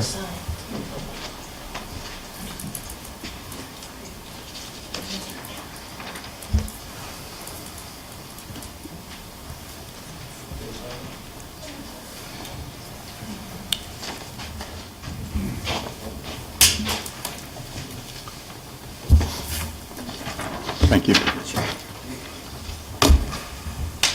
Hi, everybody. I'm Peter Gardo. I live at 60 Griswold Road. I found out about the plastic field being reappropriated from Keisha Farm to Millwoods. Someone told me about it. I didn't know about it. And it doesn't say where it's going to get placed. You know, why not Cove Park, the Wethersfield Green, the high school, someplace else? I could go on and on and on and on and on. So where's the dialogue with the stakeholders? I was here last summer, and I spoke to some of you, because the previous town council was told to go away because of the plastic field, I believe, okay? So we have a new town council here. But the previous town council, I talked about when are the stakeholders that are near Millwoods Park going to be invited to the dialogue. I'm holding here the 2002-2003 timeframe Millwoods Master Plan. There were lots of meetings, plenty of meetings. It went on, and people were invited. I was invited. I got a piece of mail. I talked about getting mail last time. I know the price of stamps went up. Was it too expensive? Then before the new year, I got a piece of mail from the town. It was from the tax assessor. Make sure you pay the rest of your taxes. So you're more worried about money than you are about stakeholders. Okay? I heard the great things about the Keisha Farm, and yay, got all the stakeholders together. You've not reached out to the neighborhoods around Millwoods Park at all. As I told you last summer, I heard about this from a neighbor who read the Rare Reminder, of all things. I get my news from the Rare Reminder. There's been nothing in the Hartford Current about this, all right? And they ain't very good either, and I don't watch these guys either, okay? So, you know, you have to reach out, okay? So, you know, engagement with all is important. I was on the high school building committee, all right? When I was on the high school building committee, there are things that went on outside the building. We made sure that the company that was doing the work got in touch with the neighbors, okay? Near the end of the project, they had these big, ugly chillers up there because the plans changed. We talked to the neighbors, all right? And blocking was put in. I'm a commissioner on that Metropolitan District Commission, all right? I'm not appointed by you or the governor, by the Senate Minority Leader. There's work being done up in the north end of Hartford, lots of work, okay? We're even opening up a building there, reaching out to the community. This is how it has to be done. You can't just do stuff, all right? I'm so disappointed, because I sat up there too, and one of the reasons I got up there, when I was on the town council 20 years ago, is because there was no outreach to folks. I'm disgusted. It really, it's not that hard. Mail people open up their mail. So the town needs to be the catalyst for the community engagement for all of those that typically don't pay attention.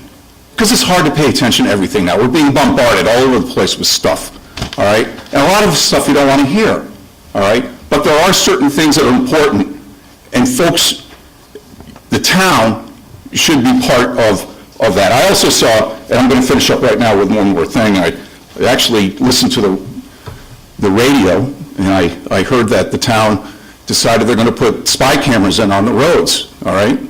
I said, geez, I don't know if I like that, because right now, when I drive around the streets, I don't see police pulling people over. I see a lot of bad behavior. So perhaps we can save some tax money by having your AI machine give people tickets, and maybe we don't need as many police officers, because it's not working now, all right? So, thank you very much. Thank you, Peter. Further public comment? Yes, sir. Tom, you're next.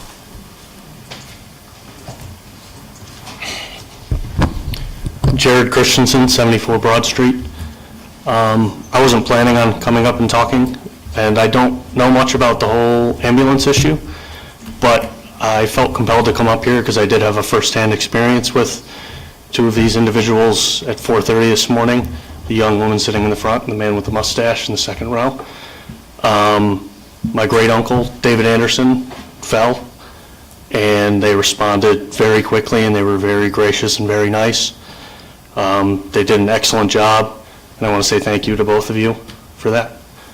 And I do feel compelled to make the point, the Aetna ambulance showed up maybe 15 minutes later than they did. Now, I don't know, all the backdoor information, all the ambulance stuff, but I just felt compelled to give my firsthand experience with both parties, so. Thank you. Thank you, Jared. Thank you, appreciate it. Tom?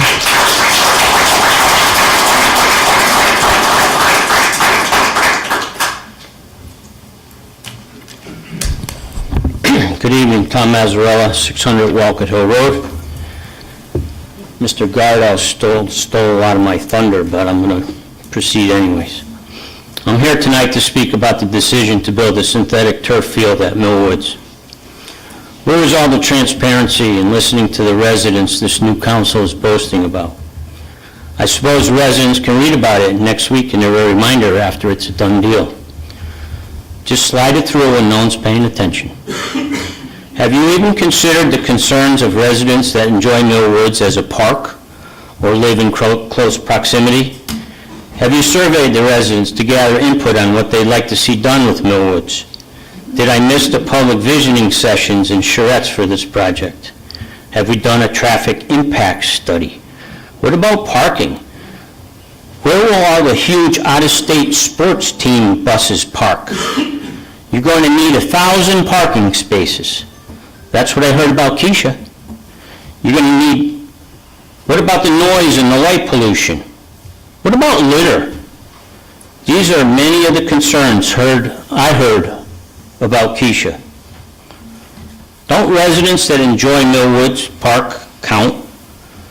I vividly remember touring Millwoods with several council members and town staff regarding pickleball courts.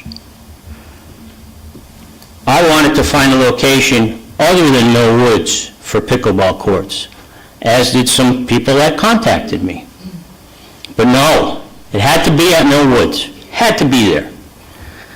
We looked at different locations. The first location involved a lot of removal of old large trees, and I just thought there could be a better way. We toured around, and I even thought to myself, what if I suggested Keisha Farms? Heaven forbid if I suggested Keisha Farms. People's heads would have exploded if I said that. You saw it in the results of the survey. People put it down. No pickleball courts, no pickleball courts. I said to then Councilor Lesser, how about a compromise? How about pickleball courts at Millwoods and a multi-use field at Keisha? To which he replied, well, I figured that was a given. And I took him at his word. The word for today is hypocrisy, not democracy, hypocrisy. The practice of claiming moral standards or beliefs to which one's own behavior does not conform. When a proposed solution for a parking problem on Highland Street included a plan to install parking adjacent to the barn was presented last year, that, quote, guy that lives by the barn was outraged that his peace and tranquility would be lost forever. Now, all of a sudden, the field is being moved to Millwoods, and we don't hear a word from these people. Not a word. It's all good now. The new plan calls for the same off-street parking alongside the barn that was presented last year.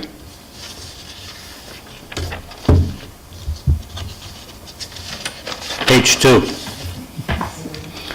And what about all the public outcry over PFAS, the forever chemical? It's okay on Highland, it's not okay on Highland Street, but it's just fine on Griswold Road? Where are all the Friends of Keisha people that claim the devastating impact on our youth and in the environment? Are you now saying it's okay at Millwoods? Kids will be playing in contaminated crumb rubber infill material. Landfills will be overflowing with this stuff.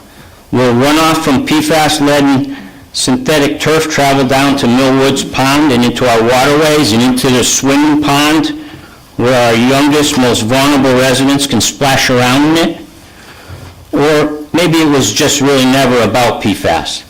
Maybe it's because a group of people, aided by town officials, pushed the purchase of this parcel through with everything but transparency and openness, because they wanted their own personal views of farmland to remain as it was at the expense of all the taxpayers in Wethersfield. Let's all closely watch the vote on this item tonight. Will the majority council all vote as they have been instructed? I'm very curious to see how Councilor Clancy votes. Last year in a meeting, I asked Councilor Clancy if she was okay with artificial turf at Millwoods but not at Keisha, and she responded, and I quote, "I don't want artificial turf anywhere." Like I said, hypocrisy. And just to set the record straight, I voted against appropriating $1.5 million towards a synthetic field. I wanted to spend it on replacing leaking roofs in this town. Silly me. Thank you, Tom. Further public comment? Yes, ma'am, please. Yep. Yes, you. Yep.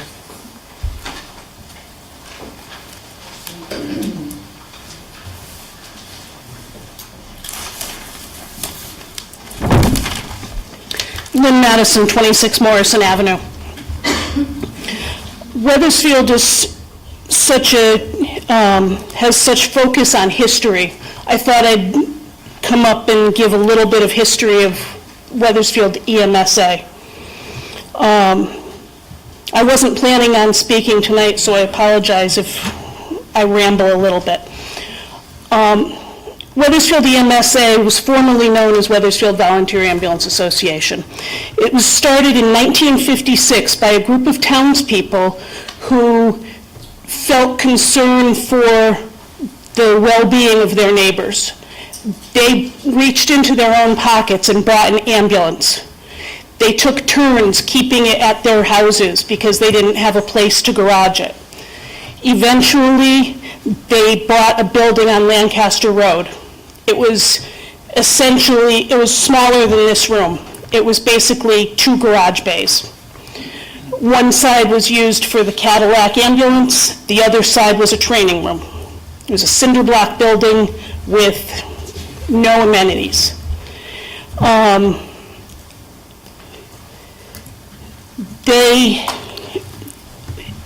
Wethersfield Volunteer Ambulance Association was a huge part of why emergency medical services were started in the state of Connecticut. And I know that for a fact because my mother was the second EMT certified in Connecticut. Wethersfield Volunteer Ambulance and Newington together sponsored the first EMT classes. Eventually, WVAA outgrew the building on Lancaster Road. Cadillac ambulances were not used anymore. Everything was switching over to the modular ambulances. That building, the first modular ambulance that was purchased, had to be customized because the standard ambulance was too tall to fit into the building. So they outgrew that building. Through long conversations and long discussions with the town council, between the town council and WVAA, an agreement was made that the town built the building at 226 Prospect Street. 206, I'm sorry. My mother was a big proponent for getting those communications going and keeping those communications going. I think it's abysmal that, and the conversations happened in this room and other places, but there were constantly updates for the town. There was communication with what was going on so that the townspeople knew what was happening with the ambulance. And eventually, it was the town that supported keeping the ambulance WVAA going and building the building on Prospect Street. The town council then understood what a tremendous asset WVAA, now WEMSA, was to the town. They still are today. You've heard multiple people talk about the great service that's provided by the EMTs. My mother rode for over 20 years on the ambulance. I rode for another 11. I know some of the people here. I rode with some of the people here. They do a great service. And to move ahead, to file a petition with the state asking to pull their certification without talking to the town, without having communication with WVAA. I'm sorry, that's something that's never going to end. Since I was 6 years old, it was WVAA. But to make these major changes without letting the townspeople know, without affording open communication that townspeople and the ambulance association and the town council can work at together, that's just unacceptable. And that's not what this town has ever been before. And I'm disgusted.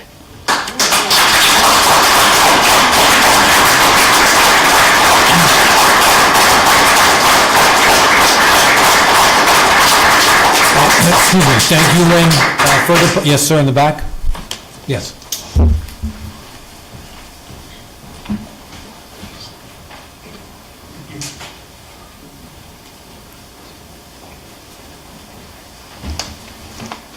Good evening. Bob Daly, 17 Hawthorne. So, like everybody else, I wasn't going to talk tonight. I came here because I've been hearing what's going on. I've been a paramedic for 44 years. I've been in the state of Connecticut for 25 years as paramedic, career guy. I started off as a volunteer in 1975, loved it, went to school, became it. I don't know what the issue is that's broken in the town of Wethersfield. The ambulance has always been here. Volunteerism in the state of Connecticut, phenomenal. Something's broken. The easy fix, maybe to the politicians, is, oh, let's get a commercial service. Dealt with commercial services, guys. I'm a Waterbury Hospital paramedic. I work for a town of Naugatuck. Somebody might have a firefighter that works there. We just finished doing this, okay? The town filed an emergency appeal with the state. Guess what? Still Wethersfield, or still Naugatuck ambulance, not a commercial service. A lot of money is going to go into this. I would like personally to know what's broken and why it would be in the best interests of the town to break Wethersfield ambulance that's been here for 50 years instead of, I don't know, let's try to fix it. Maybe the town ought to take a little ownership in the ambulance. I'm shocked to find that you pay nothing for this ambulance service, except for fuel. Unbelievable. I've worked in a number of towns in this state, and I've been through this PSA thing, but to find out that you pay nothing, shocking. I would stick with that if you could. That's really all I have to say. Don't break. Once they're broken, they're never coming back, okay? And the money that you're going to be spending on the commercial service, year 3, 4, it's not going to be a zero bid. That's all I have to say.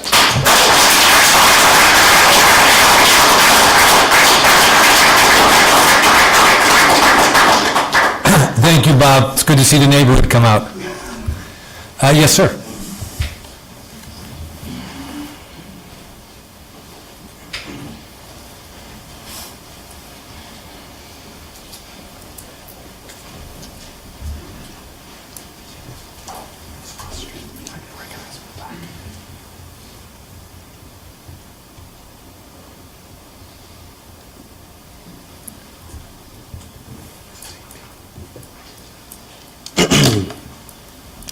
Excuse my nervousness.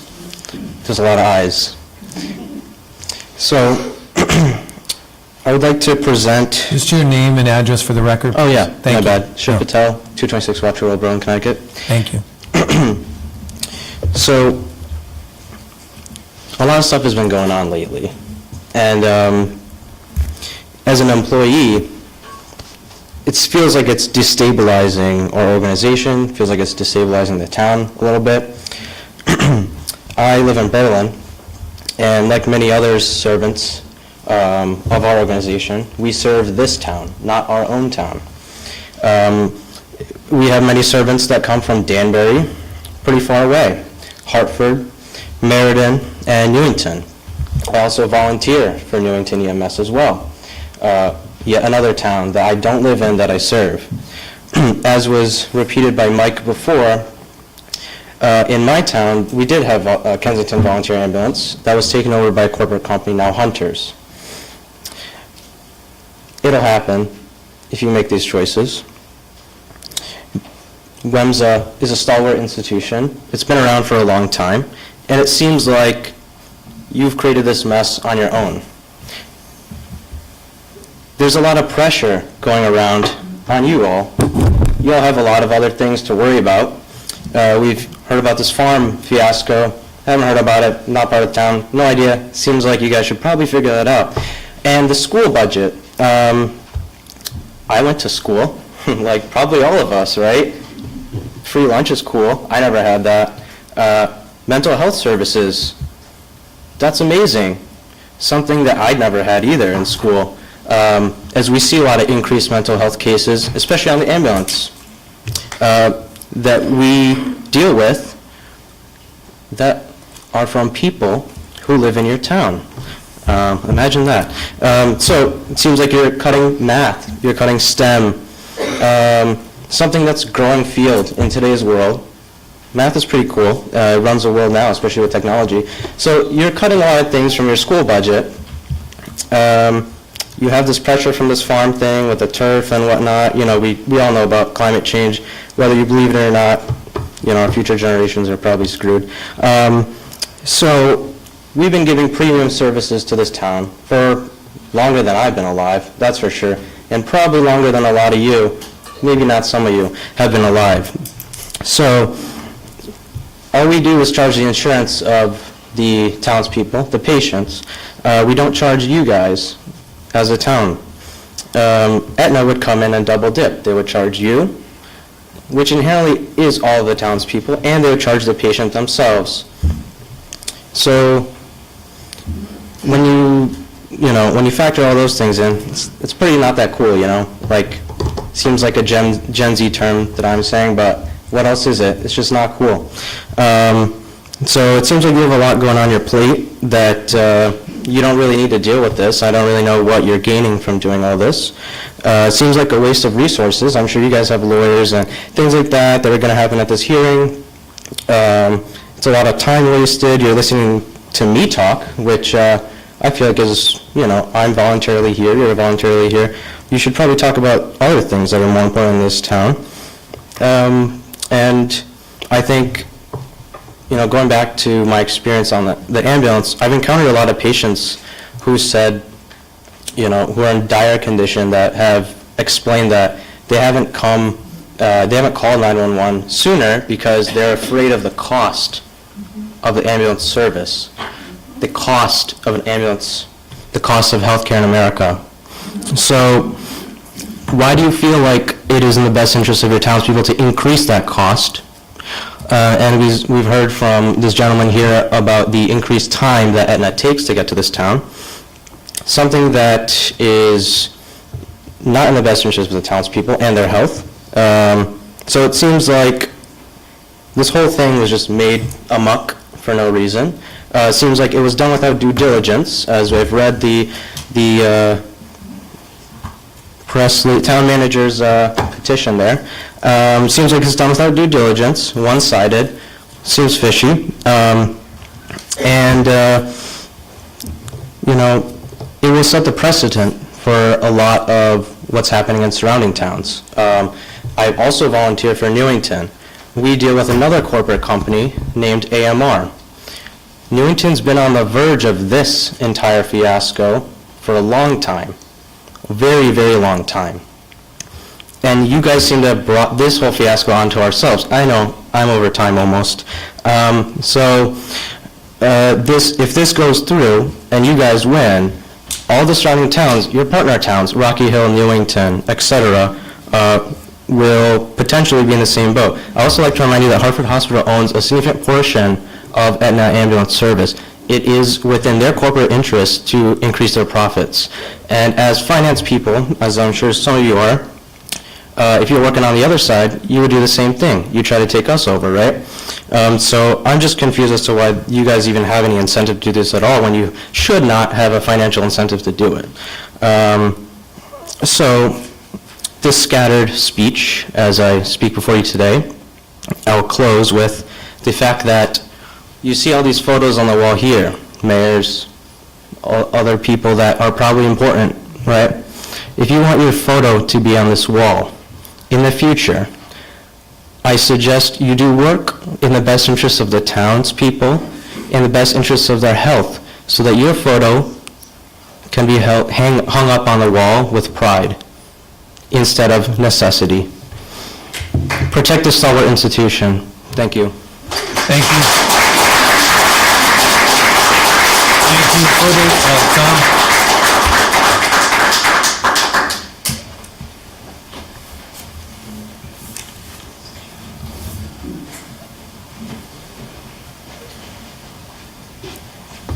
have a lot of notes, so this is going to be a little scattered.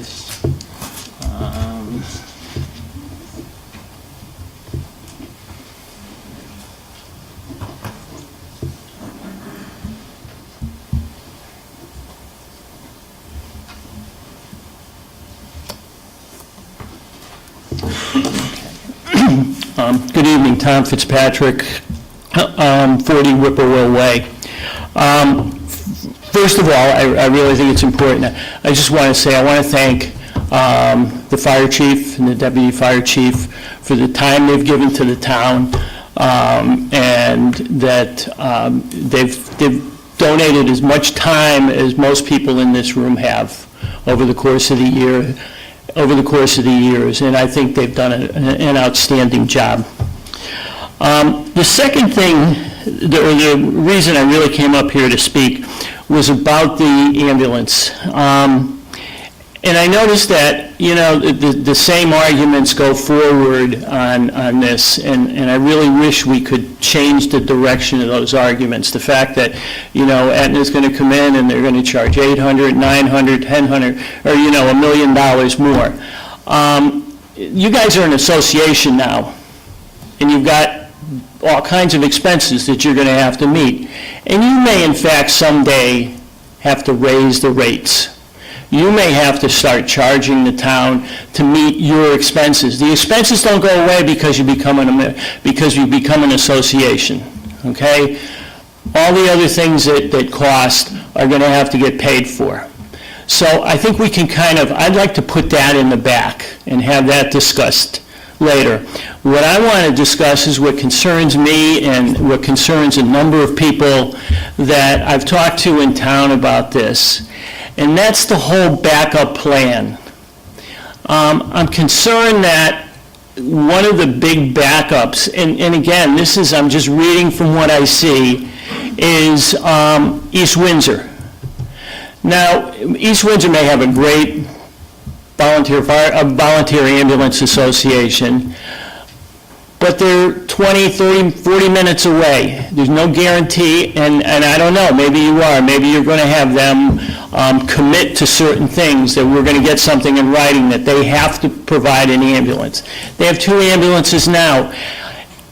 They're also members of the Towland County Emergency whatever organization, so they have to support them.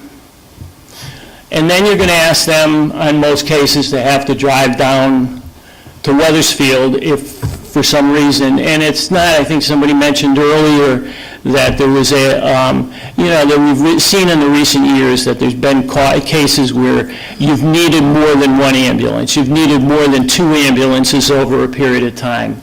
So my concern, and as I said, concern that I've talked to people is,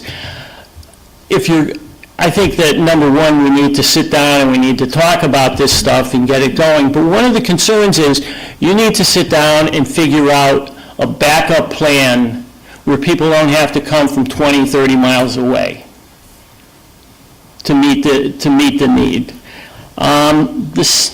One of the things, and again, I don't mean to pick on East Windsor, but I mean their whole approach in this thing is they're looking, because this is right off their website, they're looking at developing a regional, one big regional ambulance association, okay? And again, you're going to need somebody to run that, who's going to need the money. You're going to have to pay them, whoever these people are that are running this thing. So I think you need to start to consider some of those things, that it's not just Aetna that's going to raise your rates. I think up to this point, I've used the ambulance several times in this town over the course of my 30, 40 years that I've lived here. And in each case, I've been very pleased. I mean, within 10 minutes, somebody is there. And it's been Aetna one time, and it's been the Wethersfield volunteer ambulance, that's what they were, the second time. And you know, there's something really nice about having somebody there within 10 minutes. unless you've been through it and you've sat there, with somebody that's down on the floor and you're waiting for an ambulance 20, 30 minutes from East Windsor or 20, 30 minutes from New Britain is not something that you want to go through. So I think that moving forward, you need to start to consider who is it that you're working with. I think the young man that was up here before said, Newington is going through the research of looking at things. Maybe we should start looking with Newington, and I mean, that to me is a region. Newington, Rocky Hill, Wethersfield, maybe you throw in Cromwell and Berlin. But to throw in East Windsor, and then the next thing you know, you're going to have Towland, and it's going to take people forever to get there. So I'd ask you to consider that as you're moving forward on this, as you're starting to talk, and that maybe Aetna is, maybe Aetna's not as bad as you think they are, and maybe you can work with Aetna, and maybe you should work with Aetna, because I can tell you most people in town are happy with the way the ambulances are running now, and I don't think they really discern the difference that, it was Wethersfield Volunteer Ambulance Association, or it was Aetna Ambulance. They like the idea of having the ambulance there and there as fast as they can get it. Thank you. Thank you, Tom. Further public comment? Yes, sir.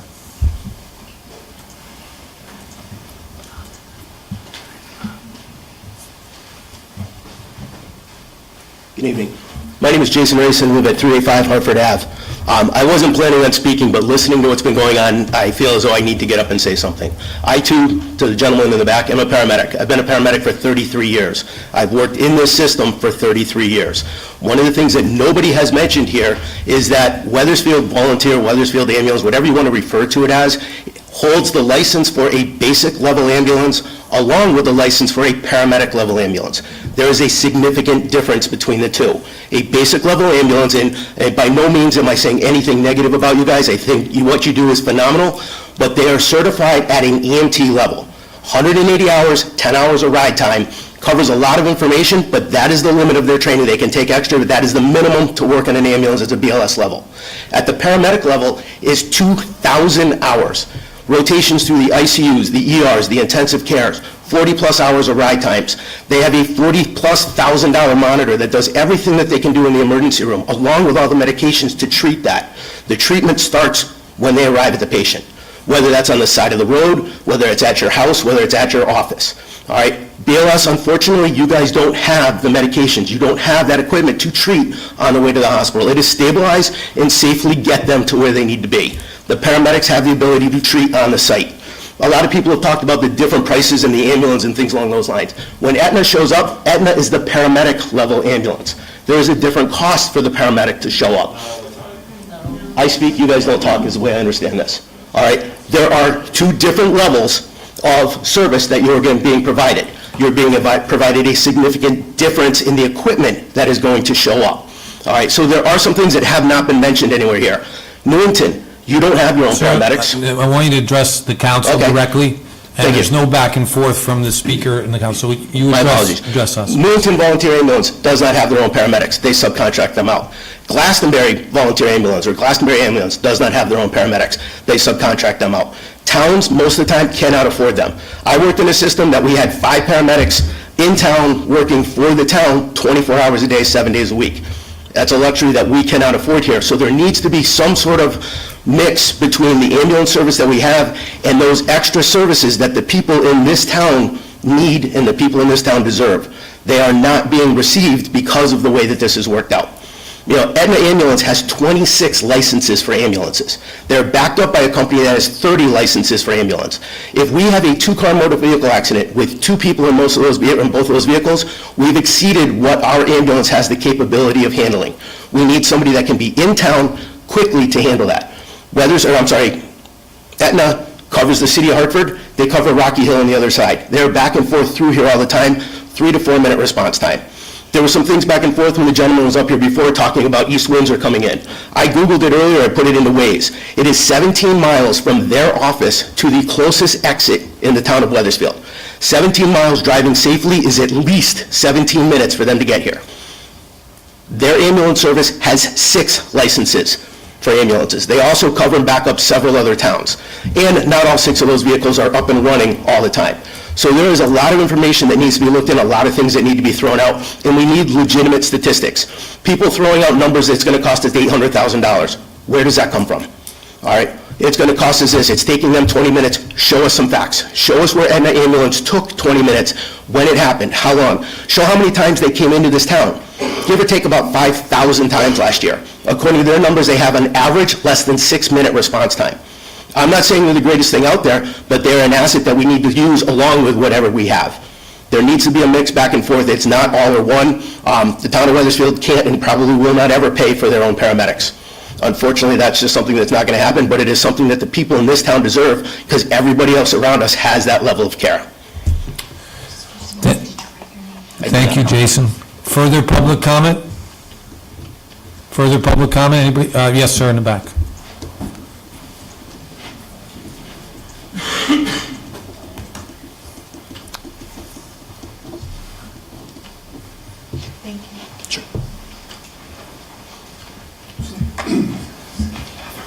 Steve Kelly, 29 Old Smithy Lane. I know it's sort of short to mention how long you've been here. I've been here 76 years, so I've seen a lot of stuff happen in this town. And one of the big things was that we're always a volunteer community.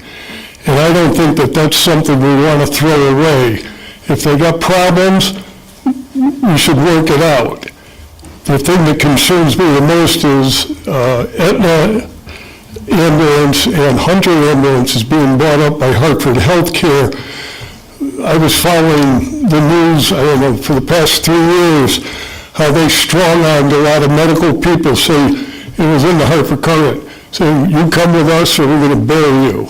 They're very one-sided. It's not like the old Hartford Hospital that everybody remembers growing up. And once, like a couple of gentlemen mentioned, once you lose the volunteers and we find out, like, oh boy, Hartford Health isn't the greatest deal in the world, and with that ambulance, you're not going to get them back. It'd be too tough to start up again. So I know you have a meeting next week. You guys can pull that meeting. You don't have to go to it. I mean, it's the state of Connecticut. I don't know where, they got off being the experts on it. I've seen a lot of the commissioners that they've appointed recently, they come and they go quicker than they get in the door. So, I would rely on our own expertise, sit down, talk to these people, straighten out whatever your concerns are. As far as Keisha Farms go, I remember the conversations. One of the big promoters of it, and I can't remember which one, I remember reading in the paper, but we want to buy up this land, just like we bought up Willow Street, but we don't want to build houses, because if we build houses, they're going to bring kids, and these kids are going to require us to build more schools, so we don't want to do that, so we're actually going to save money by buying this property and keeping our tax rate down lower. But in the same mouthful, we say, hey, we want economic development. Well, if you look over the river, over to Glastonbury, they're building new homes all the time, new developments. The more people you have in town, you're going to have more customers for all these businesses. I don't know, I also read that, our bond counsel said, well, it's too late, you can't do anything about it now. I'm all in favor of keeping that section with the barn, there's no doubt about it. But the other section, I've seen maybe 5 people walking around the open space in Willow Street since we bought it. I can't imagine anybody's going to go walking around Keisha Farms. It's just a big empty field. So if you can find a way, you put over 55 housing in there. Then, no school kids, no extra schools, but you got more population. That's it. Thank you, Steve. Any further public comment? Yes, ma'am.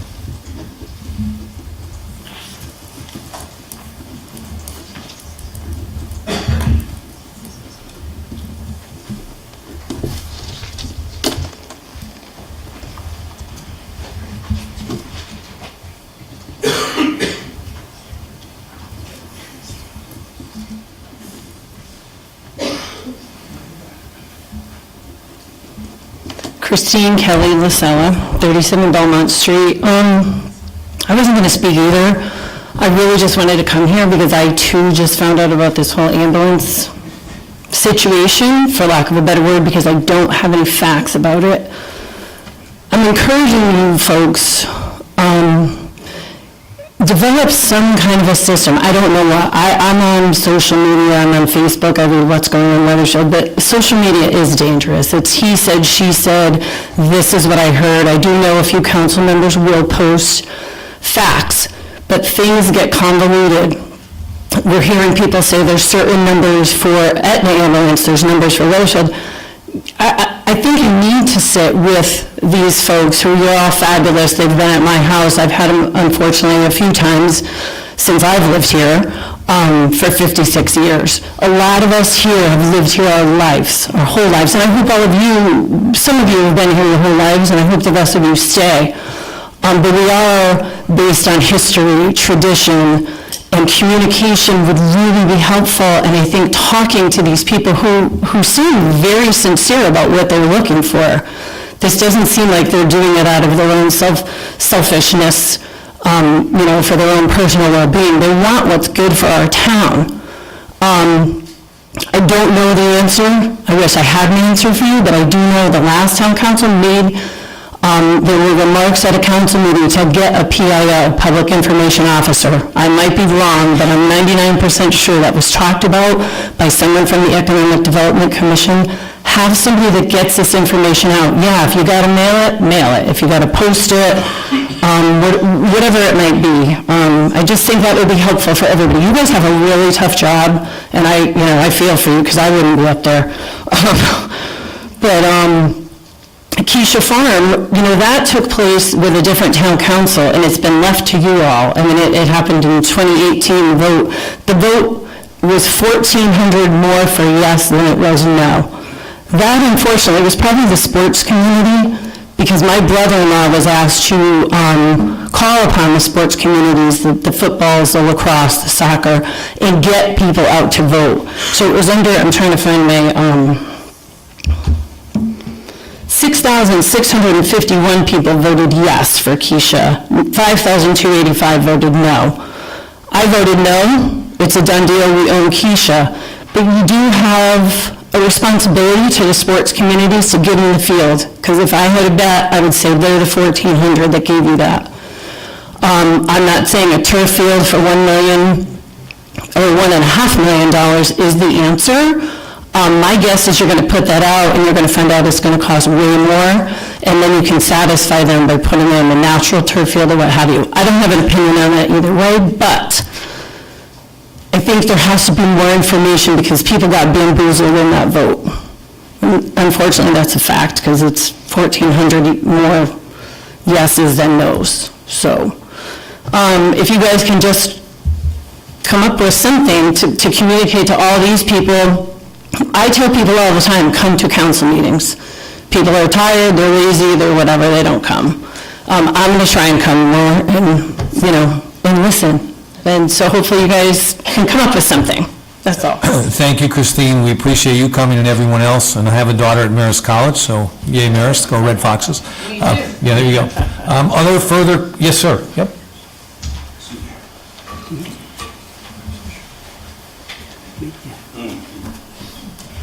Definitely as I'm talking.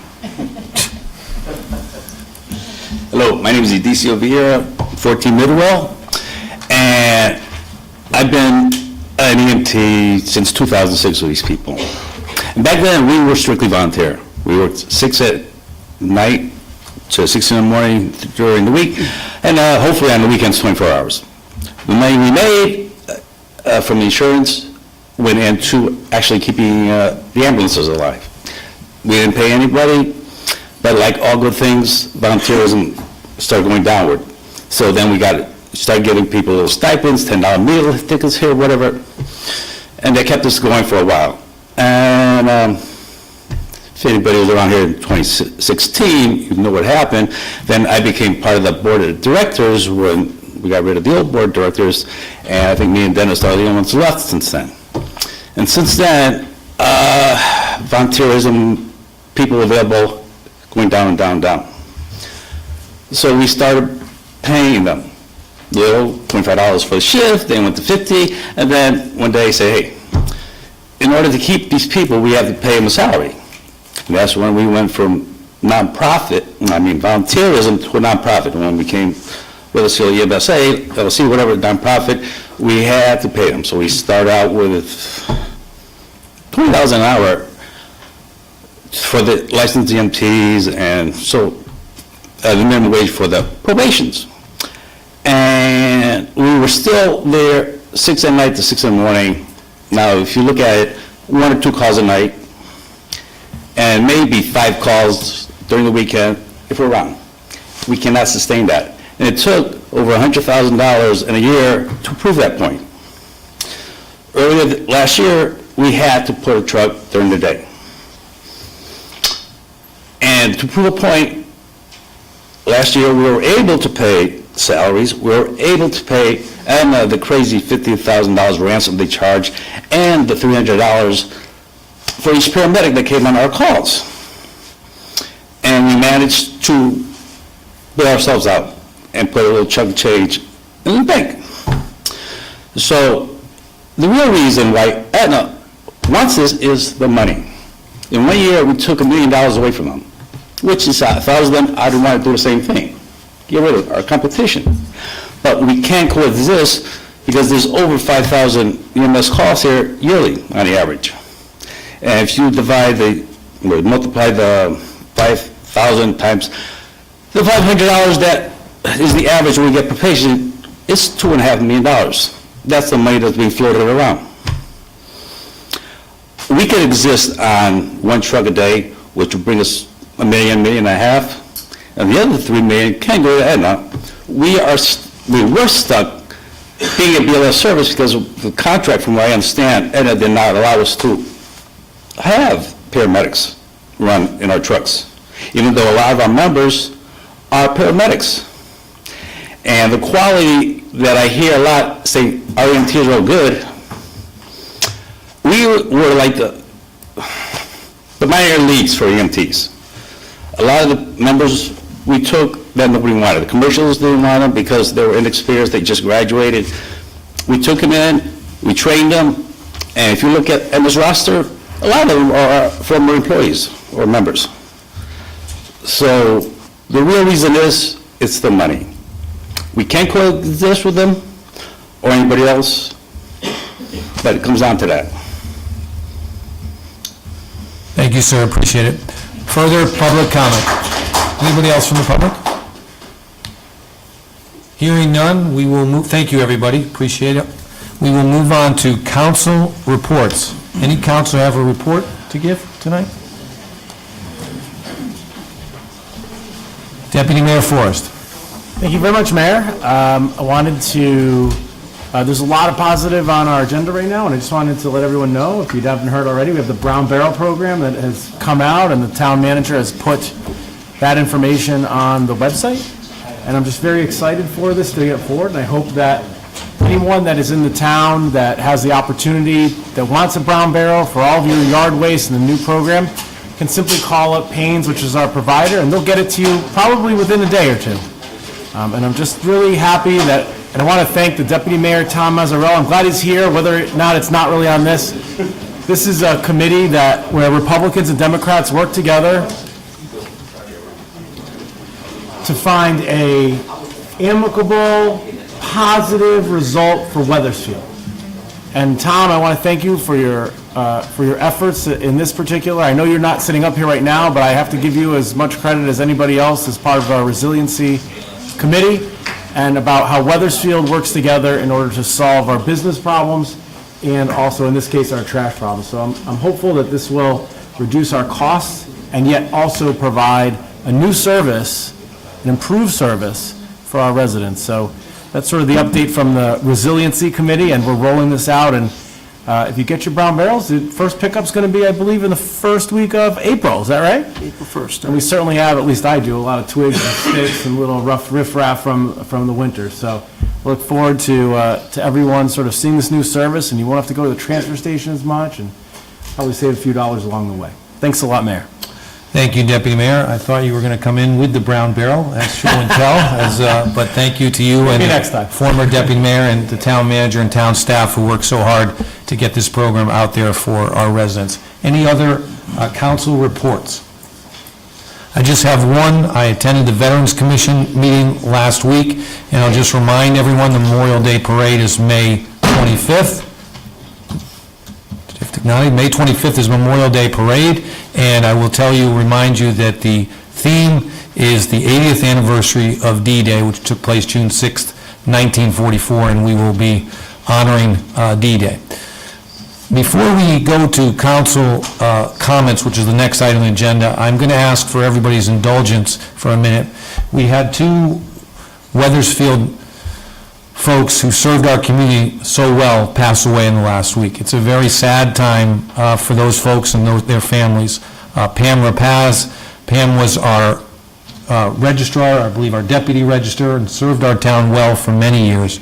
And then the fire chief, just before Chief Bailey, Chuck Flynn, also passed away. It's a very sad time in Wethersfield, and I ask everybody, for Pam and for Chief Flynn, for a moment of silence, please.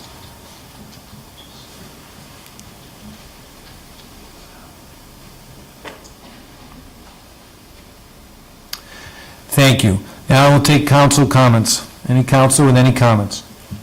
Councilor Bailey. Chief Flynn, amazing friend, mentor, teacher. Anthony will vouch for that. He will be missed. He will be missed. Thank you. Thank you, Councilor Bailey. Any other council comments on any items?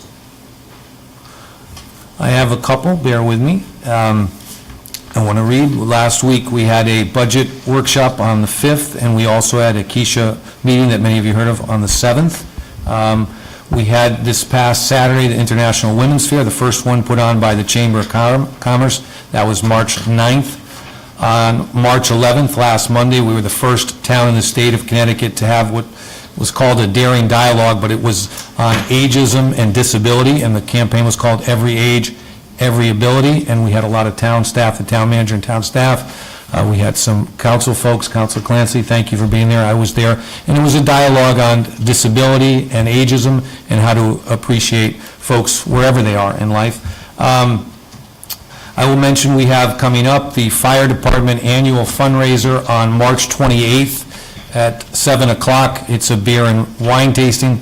That is on March 28th. And that completes my council comments, and we'll go down to Town Manager's report. Mr. Town Manager. Okay, yeah, Councilor Timbrow. Hi, thanks. The WEMSA Aetna is not officially on the agenda for further, so if I wanted to comment on that, it would be now. Is that correct? You may comment on it. Okay. So I just wanted to make a quick comment, just to acknowledge your presence here tonight. I really do feel your passion, your frustration, and this is a really complicated issue, but the whole point of this is to hear the residents of the town, what makes up the town, and I appreciated hearing from individuals, so I just wanted to thank you all for coming out and know that, I was taking notes and listening, and it means a lot to hear from you all, even though, the set of circumstances is clearly very tension-filled, but thank you for taking the time to do so. Yeah, thank you, Councilor Timbrow, and well said, and I will echo that we appreciate everyone coming out. We also appreciate the years of service. Is it 1956? I mean, that's a long time, and the women and men, you folks have done so much for the town of Wethersfield. We appreciate it. And this is democracy. We've talked about this before, where people come out and give their opinions, and I know every single one of us up here is listening, taking notes, and we appreciate it. I'll ask it another time, too. I'm sorry if I missed Councilor Timbrow. Any further council comments before we go to the town manager's report? Mr. Town Manager. Thank you, Mayor. Just want to address some of the items with respect to the ambulance situation. Number one, the town never had any desire or intent to ever change any of the longstanding arrangements. What you all have been doing as Wethersfield Volunteer Ambulance Association I've relayed to Dennis in numerous meetings. I keep hearing there's been no communication. I met with Dennis and his attorney no less than 12 to 20 times. I can't tell you the exact number, I don't have it in front of me. But we met a number of occasions over the last year, starting back when you all first began down that road to become WEMSA and go to a paid format. And Dennis was very forthcoming. He said, look, we have to go to this format. It's not working for us. The volunteerism's down. I said, great. Give us a plan that works, and we'll support it. He said, we need to add a day. I said, okay. We brought in Aetna. We sat down. We discussed it. They didn't like it, but they were like, okay, we get it. Add a day. We can live with that. Move on. That's what we did. Had another meeting. Dennis said, we have to add another day. Now Aetna's getting a little nervous. What's going on here? You know, it's like, well, it's not enough. We've done the numbers. Added another day. And then a third day, and that's when things started getting, the trust was lost with Aetna, frankly.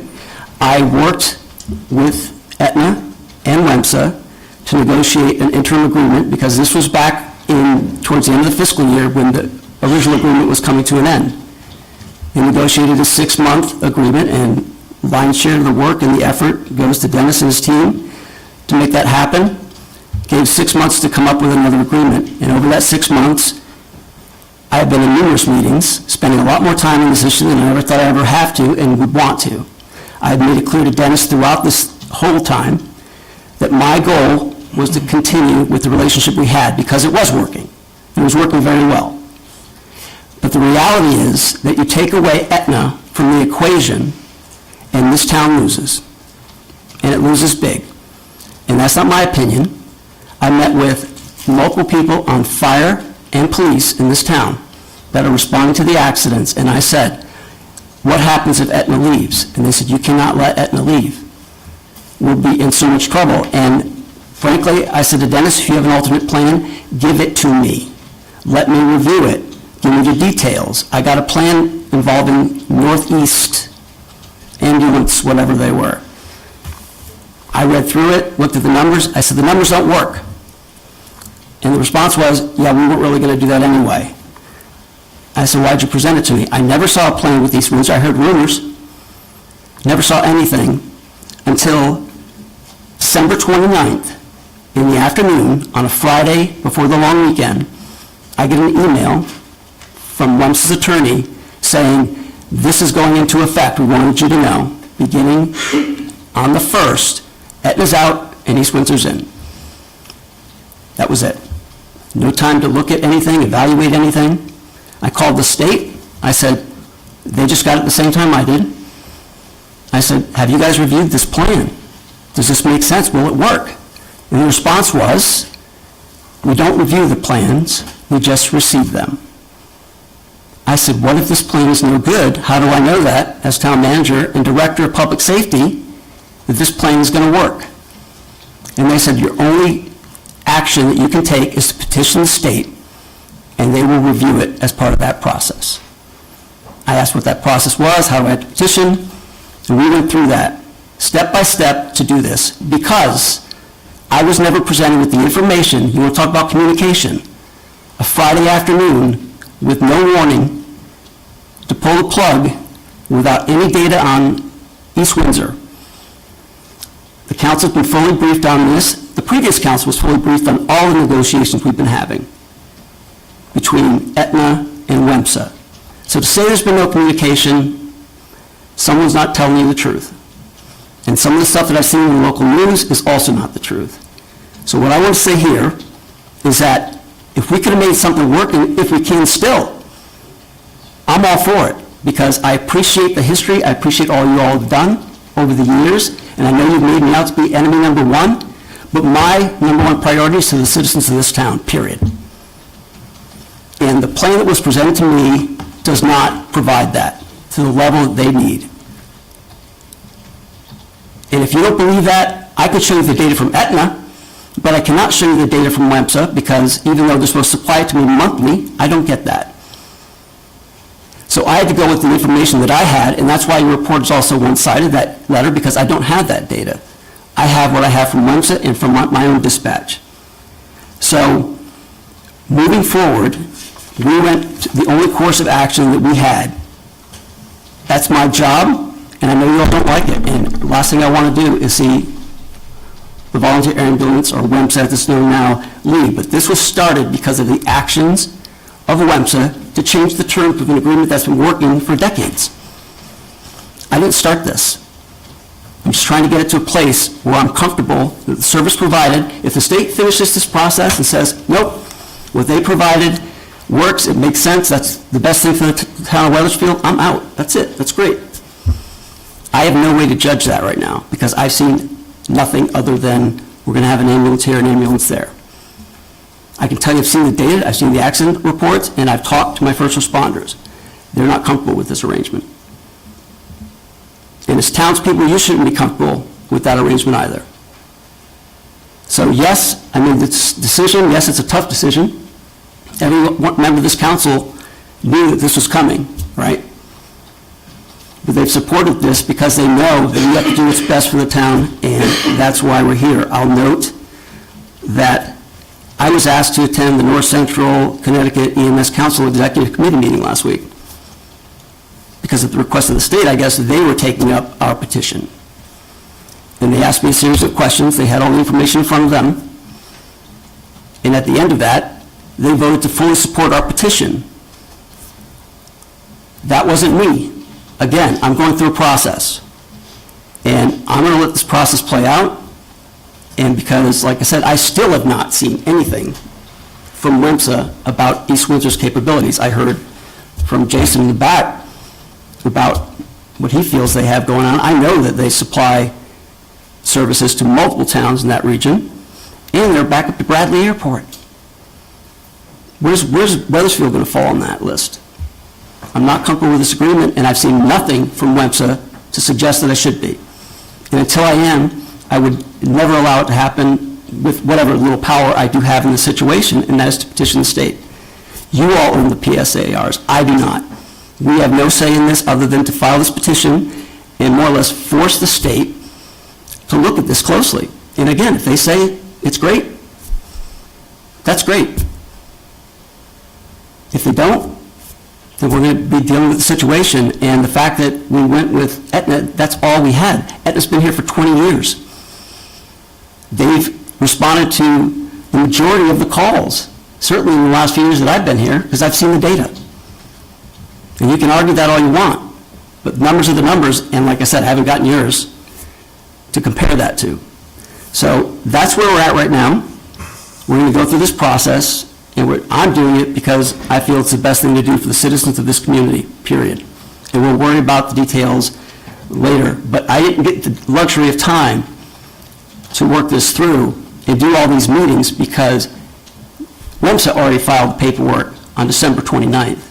And it was a done deal on January 1st. So I took the action to tell Aetna, you're staying in town, please, until we work this out, because I don't believe that this plan's going to work based upon the feedback I'm getting. So that is my public comment for this. We're going to let this thing play out, and we'll let the state decide what's right. But I'm sorry it's come to this point. But again, we did not initiate this. It was the change in your organization that initiated this. We had a working relationship for 20-plus years, no complaints. You changed the terms of the deal, so now we have to deal with the repercussions of that. So I'm left holding the bag, if you will, but I'm going to make the decision that's best for the citizens of this town. Thank you. Anything else in your report, Mr. Town Manager? No. No. Thank you. Town Clerk, Sue?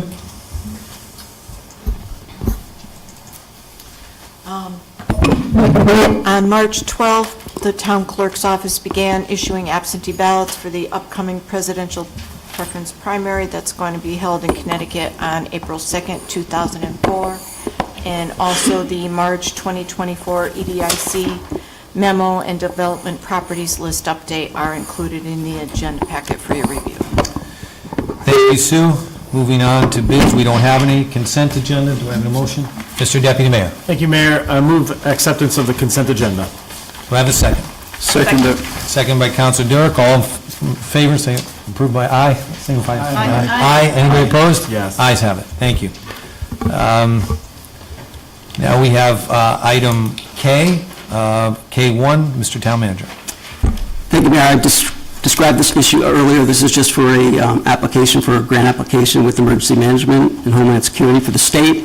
This is a grant we apply for every year. It's roughly $15,000 and another additional $2,700 for PPE. This is a resolution is a requirement of the grant application, so just asking for your consideration. Thank you, Mr. Town Manager. Do I have a motion? Mr. Deputy Mayor. Thank you, Mayor. Move to approve the resolution R24-002 to authorize the town to enter into with and deliver to the State of Connecticut Department of Energy, Emergency Services and Public Protection, Division of Emergency Management and Homeland Security, any and all documents which it deems to be necessary or appropriate, and that Fred Presley, as CEO or town manager of the Town of Wethersfield, is authorized and directed to execute and deliver any and all documents on behalf of the town, the Wethersfield Town Council. Thank you. Do I have a second? Second. Counselor Zambrell, any discussion? All in favor? Aye. Yes. Anybody opposed? Ayes have it. Thank you. We have no unfinished business. New business, item M1. Mr. Town Manager. Thank you, Mayor. For this item, I'm going to ask Vlada Shelkova to come up and present. Hello, good evening. I'm here to talk to you about a potential application to the EPA's Climate Pollution Reduction Grant Program. The application would be for the building of a solar canopy at the high school, roughly 25 to 30 vehicles to be electrified, so removing the gas-powered vehicles and replacing them with their EV counterparts in order to reduce emissions, and then to also put in charging stations for those EVs, both at Town Hall and at 100 Marsh Street. We're also looking into potentially putting in several at the library for public usage, and we're working right now with Eversource to see if that's a possibility. This grant application is due on April 1st, and there's no match requirement for this grant. The EPA does want to see that we're also pursuing other sources of funding. So we have been talking with Eversource about the rebate program for putting in the EV chargers, and we're also looking to pursue the Inflation Reduction Act as part of receiving a reimbursement for the solar canopy portion of the project, which would be roughly a 30% reimbursement for that piece. The total grant application costs we are still working out right now, but the project, those three pieces, are looking to be a total cost of between about $5.5 million to $6.5 million. We are still waiting on some numbers, so that's what we have right now for all of those pieces. Those are kind of the basics of the application and the grant. Do you have any questions for me? Thank you, Vlada. Councilors, any questions? Deputy Mayor Forrest. Just to put on the table, and then I'll follow up on my question. I move to authorize the town manager to apply to the Climate Pollution Reduction Grant Program for the purchase of 30 vehicles, electric vehicle chargers, and a solar canopy. Do I have a second? Second by Councilor Zambrell. Mr. Deputy Mayor. Thank you, Mayor. To Vlada / the town manager, we also discussed, I believe, some fire apparatus as well as part of this program. Is that included in these vehicles as a global thing or not? So we're still reviewing the possibility of potentially adding a charging station at Firehouse 3 and purchasing an electric fire truck. We're working with Eversource to see if that's possible right now. So we're looking to see if there's phase 3 power out there and what the upgrade costs and logistics would be for both the town and Eversource. So we are figuring that out. It has proven to be a bit difficult, so we're trying to figure it out right now. But so that may or may not be part of this application at the moment. Still on the table, though. Yes. Potentially. Yeah, right now, it's requirement that the fire department, that we put this in, has to have three-phase power. Okay. And for whatever reason, we can't get a clear answer on all of that right now, and so we're working through, we believe 3 may have it, and that's what we're focused on right now. 1 definitely does not have it. It stops a few buildings down the street, but that might be possible to extend to at some time, if it makes sense. 2 does not have it. Could you define three-phase power, just, I think, for all of us here? I don't know if I can, not an electrician, but it's the different types of lines and power that it's supplied to that particular location. We have 3 lines, right, coming in. There's 3 separate lines coming in. And yep, exactly. And Just to clarify, for a fire truck, you would need to have three-phase power because of the amount of power needed to supply that particular charger and the fire truck. Two-phase would not be enough, it would take too long to charge, so three-phase is really necessary if we're looking to electrify a fire truck. Thanks. So this is a proposal that came out of the Resiliency Committee, which is another one of the programs that, Tom Mazzarella and I work on. But the thing here is that we are really, even for this grant and to be able to apply for it, we're in a position that we've been developing over the last 2 years to be at the forefront of this technological revolution in this particular area. And I'm proud that our council is bringing this up and forward, and that we're even able to apply for the technicalities that this grant requires. And we're talking about big money, right? When we talk about the Resiliency Committee, we're talking about transformational change in our town. So we are talking about providing our power here. So that means we don't have to import hydrocarbons, we don't have to deliver them here. We have the ability to use our capital to create our own power and then distribute it in and amongst our own facilities.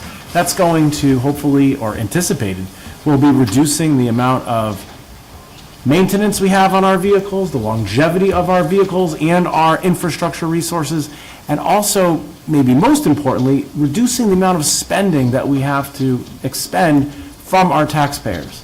So having these large influxes of huge amounts of capital, we're talking about $10 million here, I believe, right? 10 million? Up to, yeah. Up to 10, well, I think we're going to be asking for about that. And including looking at our capital line items for something as large as a fire truck in the out years, and being able to handle that through grants is tremendously advantageous for our town. So, although it's a relatively small motion, it's a huge change for the positive. It allows us the possibility of electrical charging. It allows us the chance to hit on huge items on our capital improvement budgets. It allows for us to change our maintenance, procedures, and costs, and fuel in order to run all this stuff is going to be reduced, because we'll be able to use a power source that is less expensive than the hydrocarbons that we're currently using. So this is a big deal for our town, and I'm hopeful that we are going to be in a competitive position. I expect we will be, in order to secure these funds for Wethersfield in the near future. So I encourage and hope that everyone will be able to get behind this for our town. Thank you, Mr. Deputy Mayor. Any further comments or questions on this item? Councilor Timbrow. I might have missed it, but what's the time frame of this grant from application to when it would be given? Yep, so the application deadline is April 1st. It is expected that in October there's the award announcement, and then typically it's a couple months of contracting until we'd actually be able to move forward with any of the actions to implement the grant. Okay, and then just given that there's a lot to this, I'm just curious, would there be any, because you're talking about like a solar canopy and vehicle chargers and all that, would there be any like infrastructure changes, or do we know where we're looking at that, or have we not even gotten there because we don't know if we have it? Yep, so that's what we're working through with Eversource right now to understand what the upgrades will need to look like for each of the locations.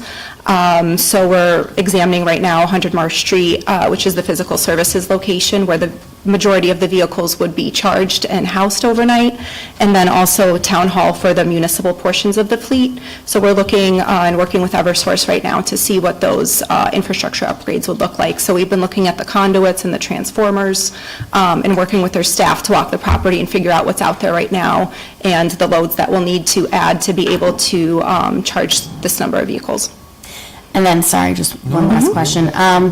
With the, say we go through this, with the increase in electricity, obviously electricity rates, that's a huge issue throughout the state right now. Are we looking, do you know, at a possible increase for costs to the town if this does go through? That wouldn't be covered by the grant, but just because we have, more electricity running through? There would be a cost to increase the service. I can't speak to the cost to supply at this time. We're still working through some of those pieces. Okay, so that's something, okay, that's a concern for me, just given where we are, but So, yeah. and the goal of this, having the solar project as part of this, is that it offsets all the cost of charging the vehicles and then some. So it'll be a trade-off, if you will. It'll also Okay, be yeah, at the- so that's the goal. Yes, Yeah. exactly. So it would be the trade-off, and there's also going to be a component where there's a battery storage at the high school for our emergency shelters, so that's important, I believe. So would we have that comparison before we like dive fully into this? Like, would we be able to actually see that it is going to be an actual trade-off and we're not Yeah, we'll have increasing the costs? basic numbers saying what the production is expected for the solar versus what the usage will be for the vehicles, depending on what we get, yes. Okay, thank you. Good questions. Anything else, Counselor Timbrow? No? Further, yes, Counselor Dirk. Thank you, Mayor. I just have a quick comment. Just want to thank Lada for all her work. I have a feeling that every time I see her, there's a new grant that she's going to talk about. And as a businessman, I see how important these are in the long run. And I just want to thank you for everything that you do. I think if we eventually get more people like Lada, we can make this a much more efficient town and do a lot more things through grants instead of just relying on taxpayers and increasing our taxes. Our next Thank you. grant is going to be about cloning technology. Thank you, Counselor Dirk. Any other council? Thank you, Vlada. If there's no other council comments, all in favor? Yes. Aye. Anybody opposed? Passes unanimously. Thank you, Vlada. Item M2, do I have a motion? Mr. Deputy Mayor. Thank you, Mayor. I move to direct staff to issue an RFP for the design and construction of a multi-use synthetic turf field to be located in Millwoods Park with the $1.5 million of the ARPA funds budgeted and appropriated by the Town Council on April 3rd, 2023. For this purpose, and to budget and appropriate $100,000 of ARPA funds previously budgeted and appropriated for Highland Street parking/pedestrian improvements on October 16th, 2023, and add to the funding for the multi-use synthetic turf field and associated parking development. Do I have a second? Second. Second by Counselor Dirk. Any discussion? Counselor Zambrano. Okay, so I just have a couple of questions to start. Fred, could you remind us and everyone else of what the deadlines are for obligating and then expending the ARPA dollars? Sure. The deadline for obligating is the end of this calendar year, and the deadline for spending it is the end of calendar year '26. And do we know, I was looking at some general estimates of how much a field like this would cost. It's between $700,000 and $1.5 million from what I was seeing, so this is at the upper end. Do we have an estimate at this point of what this might cost? We don't yet, only because it's really dependent on the location, so we're Right. kind of waiting to get that settled first. So if this is approved, one of the first steps we'll do is go out for a contractor to actually design and come up with those costs, and we'll bring that back to you all before we move forward with anything. Okay, all right, good. That answers the other questions that I had about that aspect. So one thing I would like to see is, as we go forward with this project, because I'll be the first to admit, I'm not a sports person. I haven't done anything on a field since marching band. And I have reservations of synthetic turf. I would prefer that we don't put this anywhere. But in the conversations we've had with the people from sports communities and the youth sports coaches who attended the Parks and Recreation meeting where this was discussed, people around town, it does seem like a fair compromise at this point. It is very, very important to a lot of people in this town to have this field available in this manner. So it seems fair, even if it's not necessarily what I personally would want. It does seem like it's the best compromise for the town at this point. What I would like to see is that I know there's some new alternatives to the traditional plastic turf that I think are fairly new. I don't have a lot of information on how well they work or hold up at this point, but I know things like soy-based turf have been used in some major projects across the country in recent years, and I'd like to see us explore that and see if we can get some information back from people who respond to the RFP, potentially, if they have a proposal that would help this be a bit more environmentally friendly. That would make me personally more comfortable with this, but I do think, I think it's a fair compromise, and it helps us address some of the needs. I do hear, I'm not sure if he's still here, but the gentleman who talked about involving the Millwoods neighborhood, and I think that's very fair, and I think that it should be a part of the process going forward, since we're allocating funding for a field there, but that's about it at this point. So what would the next steps be? Sure, so it would be similar to if you decided to move forward with Keisha. Once we hire the contractor to come in and begin the design process, that includes public outreach, stakeholder involvement, all of that. So that'll be part of this process. In fact, I had a conversation with Deputy Mayor Forrest about a week or so ago about just redoing the entire, doing a refresh of the Millwoods master plan in general.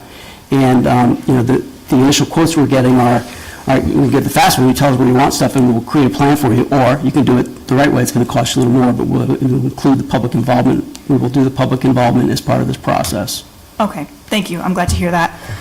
I think that covers it for me. Thank you. Thank you, Councilor Zambrell. Further council comment? Councilor Clancy. I actually had a lot to say, but I think Emily just stole all my thunder. She said it more eloquently than I could, but I did want to respond to Tom because he and I were the only people that voted against it last time. I'm not excited about artificial turf, but I think that ship has sailed and people want that. And I think the next thing to do is just to make sure that we find the safest form of artificial turf that we can find. And we've got several more bites at the apple before we even get that far. We have to approve the bid, people have to, there's going to be all kinds of meetings. I think there's a lot of more work to do, so I'm going to be voting yes. Thank you, Councilor Clancy. Further council comment? Sorry, Deputy Mayor, please. You want to go, you're priority. I'll go last. Go ahead, Deputy Mayor, please. I just, walking down this path, if for those of us that were at the Park and Rec Board meeting, they almost tried to vote like 2 or 3 times for the same thing just to show their enthusiasm for the ability to have expanded recreational services. And as we discussed before, and I'm not the only one that's grown up in this town and probably looking out here, and there's so many of us, but we know that the recreation facilities over the 30 and 40 years have just continued to sort of, aside from Catone Field, just generally sort of degrade over time, and that whether it's between maintenance or refresh or whatever it is, we've never quite gotten there. And there's a time, I think, when you look at your town, you say, I want to be proud of this town. It's time to bring ourselves into the current quality of life in sporting and recreational activities, whether it's active or passive, right? If you're going for a walk and you want a nice park area. So I have asked and talked to the town manager, and we're hopefully going to pass this. I expect it will pass. I hope it passes. That we're going to instructing the town manager, go and build ourselves a field that we can be proud of here in Wethersfield, that relieves some of the pressure, but not all of the pressure, because in the last 24 months or less than that, 12 months, we've had studies that have come in and say this is just one step in a multi-step process to get our town, and it's not a competition versus other towns, but it's an expectation about whether or not we want to be proud of ourselves, whether we want to celebrate Wethersfield, whether we want to have people look at Wethersfield as the town that they want to move to be part of our community because we have such a phenomenal community. And this is, I think, a major step in getting to that direction. Or I know it's a major step in getting that direction. But it doesn't necessarily end here, and I'm excited to get this field built. I do think, and I think I've been fairly consistent, I thought Millwoods is always our premier area for sporting that should be built up in a way that is thoughtful, but that does meet the needs of our community, our sporting community. Does that mean, I think that as we look at, and we're going to talk a little bit about Keisha Farm, do I think there's a sporting play there as well in part? Sure. I think that's fair as well. But we've got such a gem in Millwoods Park that could be, with its space, its location, the water running through it, and I've asked the town manager, and hopefully this will be coming up in the next council or two, to look at a refresh of that plan with our current needs, because that plan is 20 years old, but if you look at it, it's very, very well done. Lots of detail indicating the need for new fields 20 years ago. So I think that I know that this field addition is consistent with the plans that we already have. It's certainly consistent with the needs of the research that we just did in the last 12 months.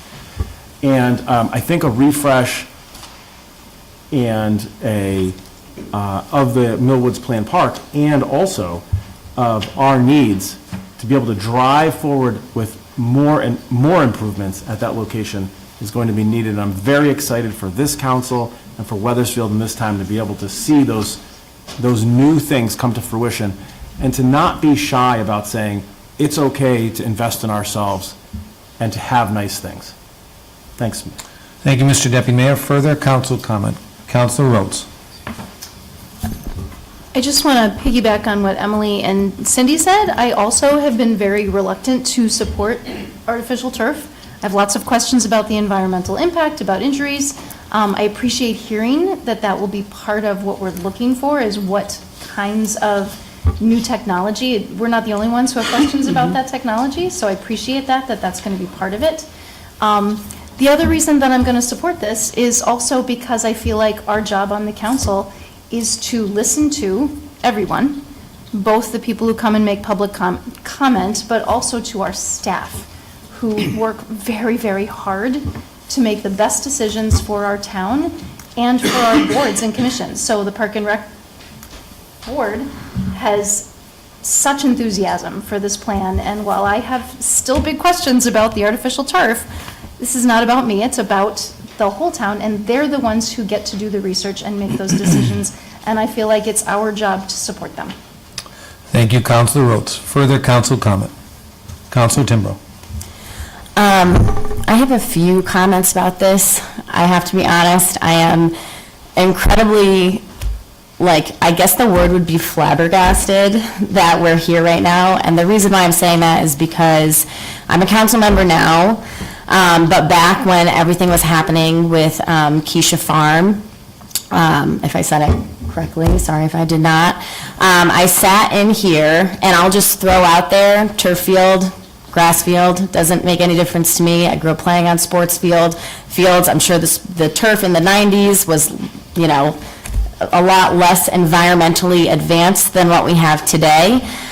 So either way, I'll just throw it out. It doesn't matter to me. But I'm flabbergasted because I sat here and listened for hours of people coming up and talking about how the PFAS and chemicals in the turf was such a big deal that we had to overturn a referendum that was voted on by the town where we were promised sports fields.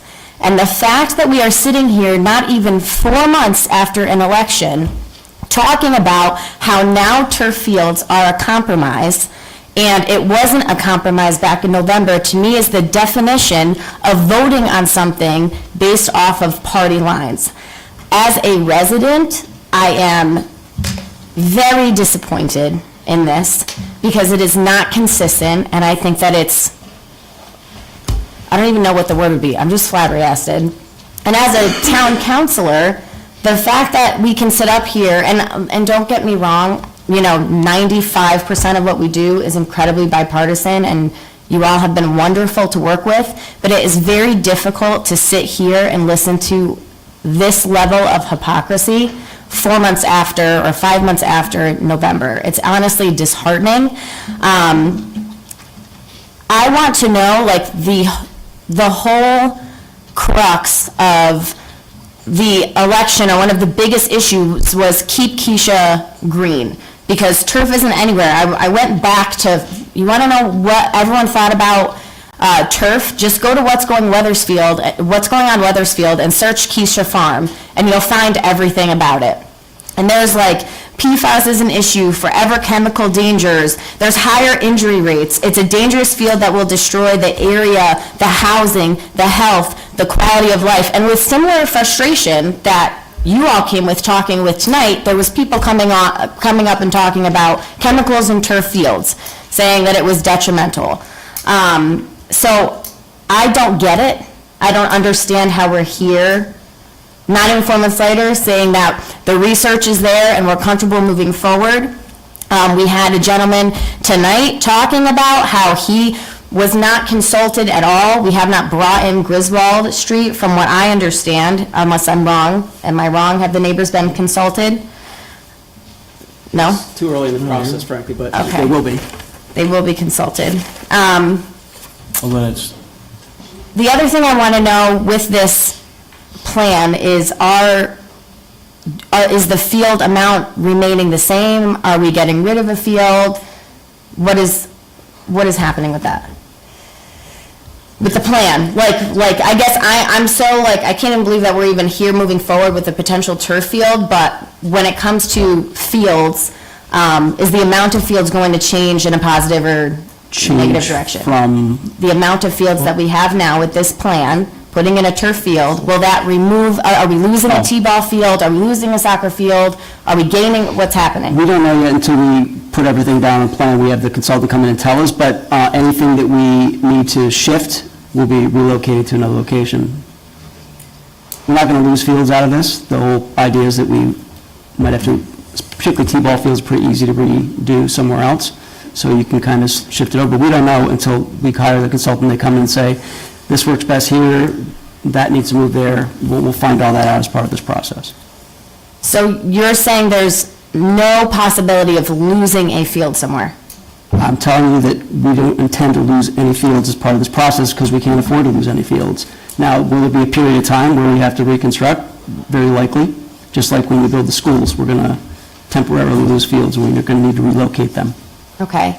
We have Millwoods Pond, just going with the concerns with the PFAS, with Keisha and runoff. Has there been any discussion about the concern of runoff going into the Millwoods Pond where kids swim and have swimming lessons and do all of that, or does that not apply anymore?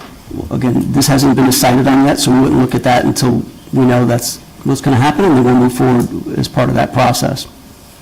Okay. But we're okay now with moving forward with a turf field? When it's my turn, I'll address. Do you have any other comments? Not at this moment. I will be... You can address, when I make my comments, you'll have a chance to... Yeah, it's just incredibly disappointing. It feels like that, it worked for November, and now it doesn't work now, and we didn't want to listen to the residents then, but now we want to listen, and it's disappointing as a resident and as a town councilor to be put in this position. I will be voting no on this because I think it's completely hypocritical. Thank you, Councilor Timbrell. Further council comment? Councilor Durek. Thank you, Mayor. I'm just going to make a quick comment on this. My understanding of what we are doing here is the following. Based on the conversations and with the town employees and the residents, everybody else, there is no chance that any type of turf field is going on Keisha Farms. So for me, that's a no-no. So the other proposal came in, well, what if this turf field goes into Millwoods? And I think that's the only thing you're voting on right here is let's explore that idea, let's get the studies done and move forward. I'll tell you right now, if it's your typical old-style plastic field, I'm not going to be for it, but there is discussion with all these different types of turf field available at the moment. So I think the only thing we're doing right now is saying, well, let's explore the idea of moving the money and doing the study at the Millwoods, and let's see if that's something that's doable, if that's going to be eco-friendly and everything else. We are not making a decision saying, well, let's start building a field in 3 months. We have no idea if that's going to be doable or not. So I just want to make sure that we're all on the same page. We're just moving that money, exploring idea at Millwoods, because the way we see it right now, it's a no-no at Keisha, no matter what. Thank you, Councilor Durek. Further council comment? Councilor Zambrella. I just wanted to add, since Councilor Timber was talking about the discussion under the last council, there was never any discussion at that point of putting a field at Millwoods, despite it being the recommendation of the Parks and Rec Board and town staff. So that was never considered by the last council, and this was all part of the Keisha Farm conversation. And yes, I was absolutely opposed to a turf field, an artificial turf field at Keisha Farm, not just because of environmental concerns, but because of the need for additional parking and other infrastructure like concessions and bathrooms, the sewer system, all sorts of things that exist at Millwoods and might need some modification, but would need completely overhauled construction at Keisha. It was going to take much, much longer. It was going to disturb a completely residential neighborhood. There were some arguments at the time of how it would bring business into, or it would bring people into Wethersfield businesses after the games, but that part of town was not near any commercial properties really closer than Rocky Hill. Millwoods makes the most sense for a field like this. This is what the Parks and Rec Board recommended then. It's what they recommended now. When we met with the youth sports coaches, they said, we don't care where you build it, just build it. And it's the opinion of all the experts involved in this that this is the best location. So as much as, yes, there was a lot of work put into this, decisions made by the last council, I don't feel it was the right decision, and I think that plan would have left us in a long process, a long, expensive process that ultimately would have made the neighborhood very unhappy. So I believe this is the best route here to do what the town recommended in the first place, and move the funding for the field at Millwoods. Have those continued discussions as we've been talking about, because this is the first step of that process, but I am hopeful that we can get this done. Thank you, Councilor Zambrella. Further council comment? Counselor Timbrow. Yeah, no, I mean, I'll just respond to that. So my frustration here is not with the fact that there are two different plans. I completely understand that there was a Keisha Farm plan and now there's a Millwoods plan.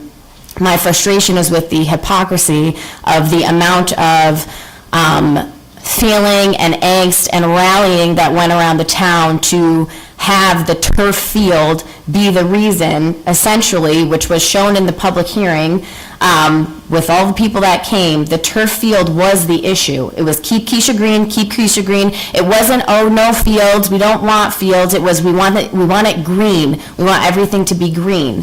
So I understand that there are two separate plans. I get Millwoods and I get Keisha. The issue for me is the hypocrisy of how we arrive at the end to now this Millwoods project, because it is hypocritical, number one. Number two, if you're doing an overhaul of Millwoods, it would be silly to think that there's not going to be parking impact, there's not going to be neighborhood impact. I understand there's a gas line that needs to be moved, which you can say is not a big deal, but it is a big deal, and it is going to require some type of disturbance of the area. So my issue is, I'm open to all different plans. I'm open to whatever the residents feel is the best use of our resources. And also, hearing back in 2018, when we had the referendum, that we promised fields, and that's basically what it was voted on, and now we've gone through all these different ways, now we're back at fields. I'm happy with that. My issue is the hypocrisy in less than 4 months that now a turf field is okay. That's it. Thank you, Counselor Timbrow. Further council comment? Counselor Bailey. I'll just add to the love fest. I haven't even had a chance. Go ahead. Yeah. It's not a small gas line, and Anthony will test, it's a 10-inch gas line. Yeah. That's not getting moved. They're not moving a 10-inch supply line that goes from Cromwell to Hartford. And it's really the only place you can put this field. I don't think that's true. We looked at it and we've mapped it out, and there's, if we relocate some things, you can absolutely get it in without moving the gas line, but we'll wait and see what comes back with the contractor. Okay. Anything else, Counselor Bailey? Nope. So a few things from me. First, it's important to give a little history here. The last council asked the town manager to do a field study. He worked with members of the Parks and Rec Board and other members of the town, and in February of 2023, he came out with a field study to the town council recommending 2 to 4 new fields that we needed them in the town. Also recommended we had to overhaul how we maintain our fields. There's a couple issues here. We need more fields and we have to maintain what we have. The Parks and Rec Board, who are our advisors, we make the decision, but our advisors, they're experts, they study these things. They voted last year unanimously, Republican and Democrat unanimously, to put the next field, because the infrastructure is there, at Millwoods, not at Keisha. They recommended a turf field, and they voted for that last year. They took the same vote again this year in February, and unanimously, all Republicans, all Democrats, bipartisan, voted for the next field to go at Millwoods, and for it, their recommendation is to be a turf field. That is the recommendation of town staff. We are leaning, yes, we make the final decisions, that's where we're up here, but we lean heavily on our advisors, our town staff, the folks that look at this stuff. Let me move in another direction quickly. It is my goal, it is my hope, and I am confident that Millwoods and Keisha are going to be gems for Wethersfield. In 3 to 5 years, those properties are going to be things you're going to be proud of. We're going to be proud of. Right now, Millwoods is not up to speed. We need another field, as we're talking about, as we're going to vote on, but we also need to maintain it better. We need to be proud of that, so we don't hear from people going to other towns saying their facilities are better than ours. I hate when I hear that, and we are going to push to make ours better. As far as Keisha and a field, we are reserving space for fields, for grass fields there. We understand that was part of the referendum and part of what people voted for there. But we feel, the Parks and Rec Board, and if the council votes this way, feels that the next field belongs at Millwoods. Again, the infrastructure and the unanimous vote both times. And I think at Keisha, we're going to have a gem of mixed use with fields, with passive recreation, with farming, that we're all going to be proud of, that we're going to take our children and grandchildren to these facilities and go there and say, wow, the town did a really good job. That's the picture, that's my hope, that's my confidence. I don't feel that there was hypocrisy in this. I know that word's been thrown around tonight. I feel that we're trying to make the best decision for the town of Wethersfield with all the information we have to make two properties as best and as highest use they can be, and I think it's our goal to do what we think is the best for the most people. We cannot please everybody with any of these decisions. We have to do what we think is best, and we do have to lean on our town staff and our advisory people who study these things sometimes a lot more than us. So at this point, unless there's further council comments, I'm going to call the vote. All those in favor? Aye. All those opposed? Nay. Are you a nay? It's a nay. Do you have the vote? Do you need a roll call? You have the vote too. Roll call vote, please. Counselor Bailey? Nay. Counselor Clancy? Aye. Counselor Durick? All right. Counselor Rhodes? Aye. Counselor Timbrow? Purely based off of principle, no. Counselor Zambrello? Aye. Counselor Forrest? Aye. And Mayor Lesser? Aye. Motion passes. Thank you. Thank you. Moving on to item M3, update and discussion regarding feedback on the Keisha Farm planning event. Mr. Town Manager. For this, we're going to ask Justin to come up, our town planner, and provide you with an overview of the event and what we heard back from the folks that attended it. Good evening, Council. Good evening, Mayor. I'll try to be brief here, but I'm here for questions if you have any. So on March 7th, a few weeks back, Thursday evening, we held an event. Quite a number of you were there regarding Keisha Farm. There was a desire to sort of reopen that process, take another look, see what was going on, see what the neighborhood wanted, see what the townspeople wanted. And we got about 30 residents, and we got some pretty good feedback. We had a good event that, there was, I think a lot's been said this evening, and no one's ever going to be on the same page exactly, but I think we came to a pretty good consensus by the end of the evening as to what the residents wanted. There was a strong opposition to a turf field at Keisha. There was a strong inclination to keep farming and agriculture at the site, different things like a sensory garden, pollinator gardens, that kind of thing. And also, there was a concession that, fields were required, athletic fields. So what we as staff prepared in your packet is a basic concept of what we would be considering at Keisha. So on the north side of Highland Street, you'll see there's 4 different categories. One is a parking lot. One is a multi-use field behind the parking lot. That's in the old field section. The reason that that's in the center there is because that field was sort of seen as the least usable as agricultural. And then on the west, on the east side of that, we have land that would be used for community gardens and farming. On the south side, we would maintain the front lawn for events, concerts, that kind of thing. We would expand the parking lot that's already there, likely more gravel, but that's up for discussion. Number 3 in that box is the sensory and pollinator gardens. Number 4 is maintaining, rehabbing and maintaining the greenhouse. That was a strong desire as well. And then the back sort of scrub wooded area, number 5, that box, would be t-ball and soccer fields. Basically what we could fit in there. These are not finalized. As the town manager mentioned, we would need to consult with a landscape architect to really do a finalized plan. But this is, the rough concept. A couple other things I wanted to point out. There would be farm equipment access roads between numbers 2 and 4 on the north side. There is farm equipment there that you need to get back and forth, so we would account for that. There is a plan to continue the sidewalk on Collier all the way up to Prospect Street, and there's been talk about the Collier and Highland intersection, making that a 3-way stop as well. So I think that's a basic summary, but if you have any questions, I can try to answer them as best I can.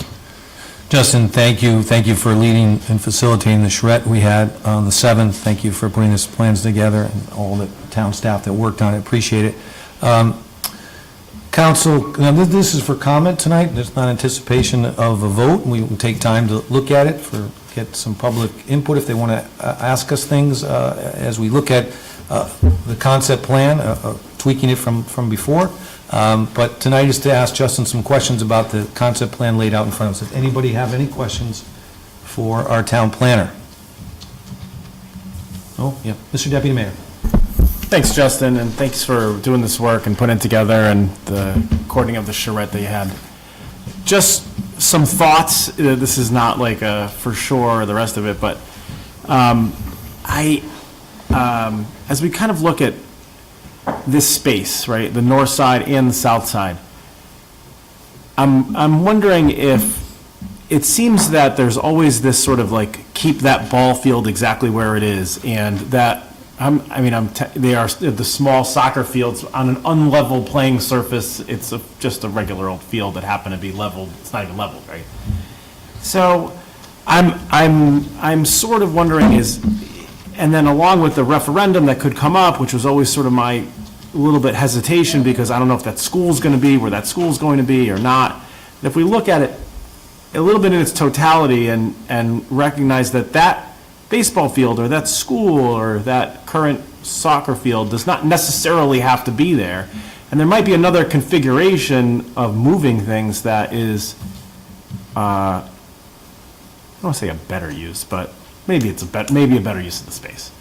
And are we really talking about moving the barn? I saw that barn as, if sort of brought up to a good standard, as like the second version of the barn in Old Wethersfield, right? That could host events even indoors, or have theatrical performances, or whatever it is, that could maybe even act as a revenue source for the town to help maintain the particular land that it happens to sit on. Meeting space, right? And then, is there some type of outdoor amphitheater, is maybe an exaggeration of it, but space to have a lot of arts and culture and that type of concept. Now, whether or not that fits exactly where the barn is or not is a topic for conversation, which is maybe why the discussion is that we might want to move it. But in general, like, to have that space for public gatherings, we'll call it, and maybe even an indoor space with that barn, wherever that should be. The look at the whole property as a whole, I like this. I get a feel for what I think we've said for years now, like a little bit of sporting, a little bit of passive recreation, and a little bit of active recreation for this space, along with whatever the heck's going to happen with education itself. But that said, the parking is an interesting concept, and I'm not necessarily thrilled about sort of where it was particularly placed here. And if there's some other,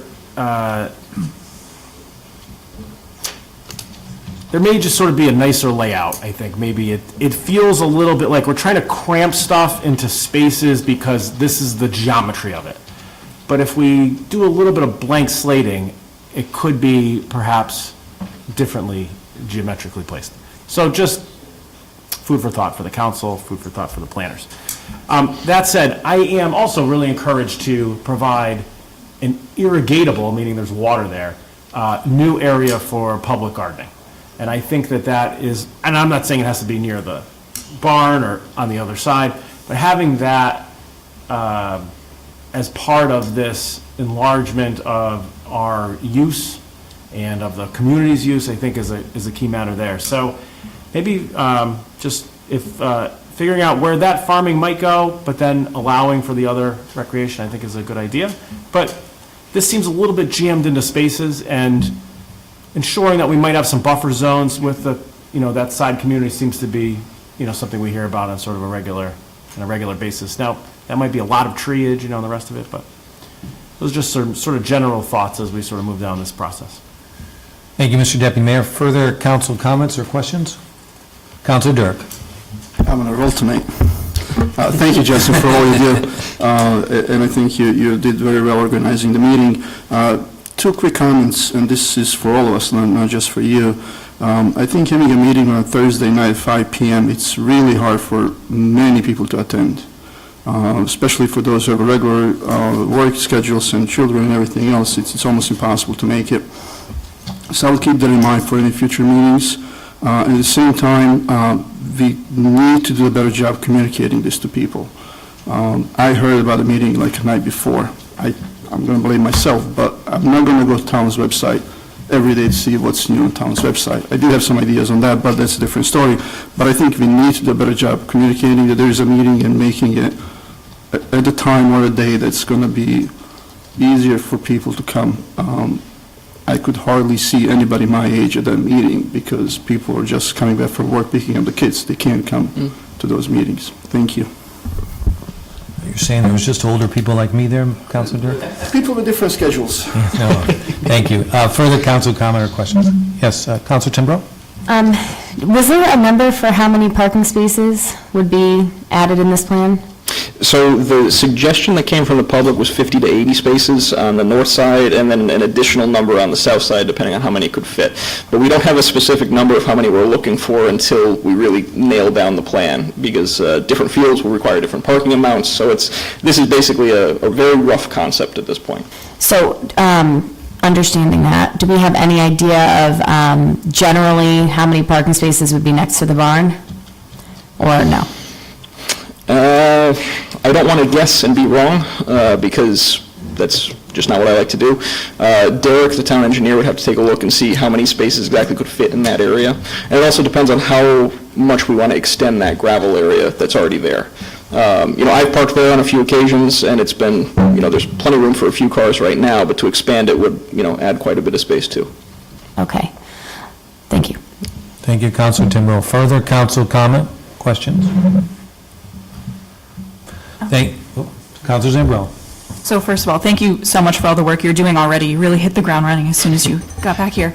Kind of following up on Councilor Timbrow's question there, you mentioned something about an access road. I think I might have missed something. Can you tell me where that is going? Yeah, well, again, that's going to depend on exactly where things fall, but on the north side of the road, On the north side, okay. because there's farm equipment that would need to get back and forth between fields, we would, incorporate some sort of an access road for farm equipment to travel back and forth. Okay, and when I was at the charrette, and I appreciate Councilman Dirch's comments too about that, would have loved to have another, at the same time, I feel like a lot of people are very tired of talking about this at this point.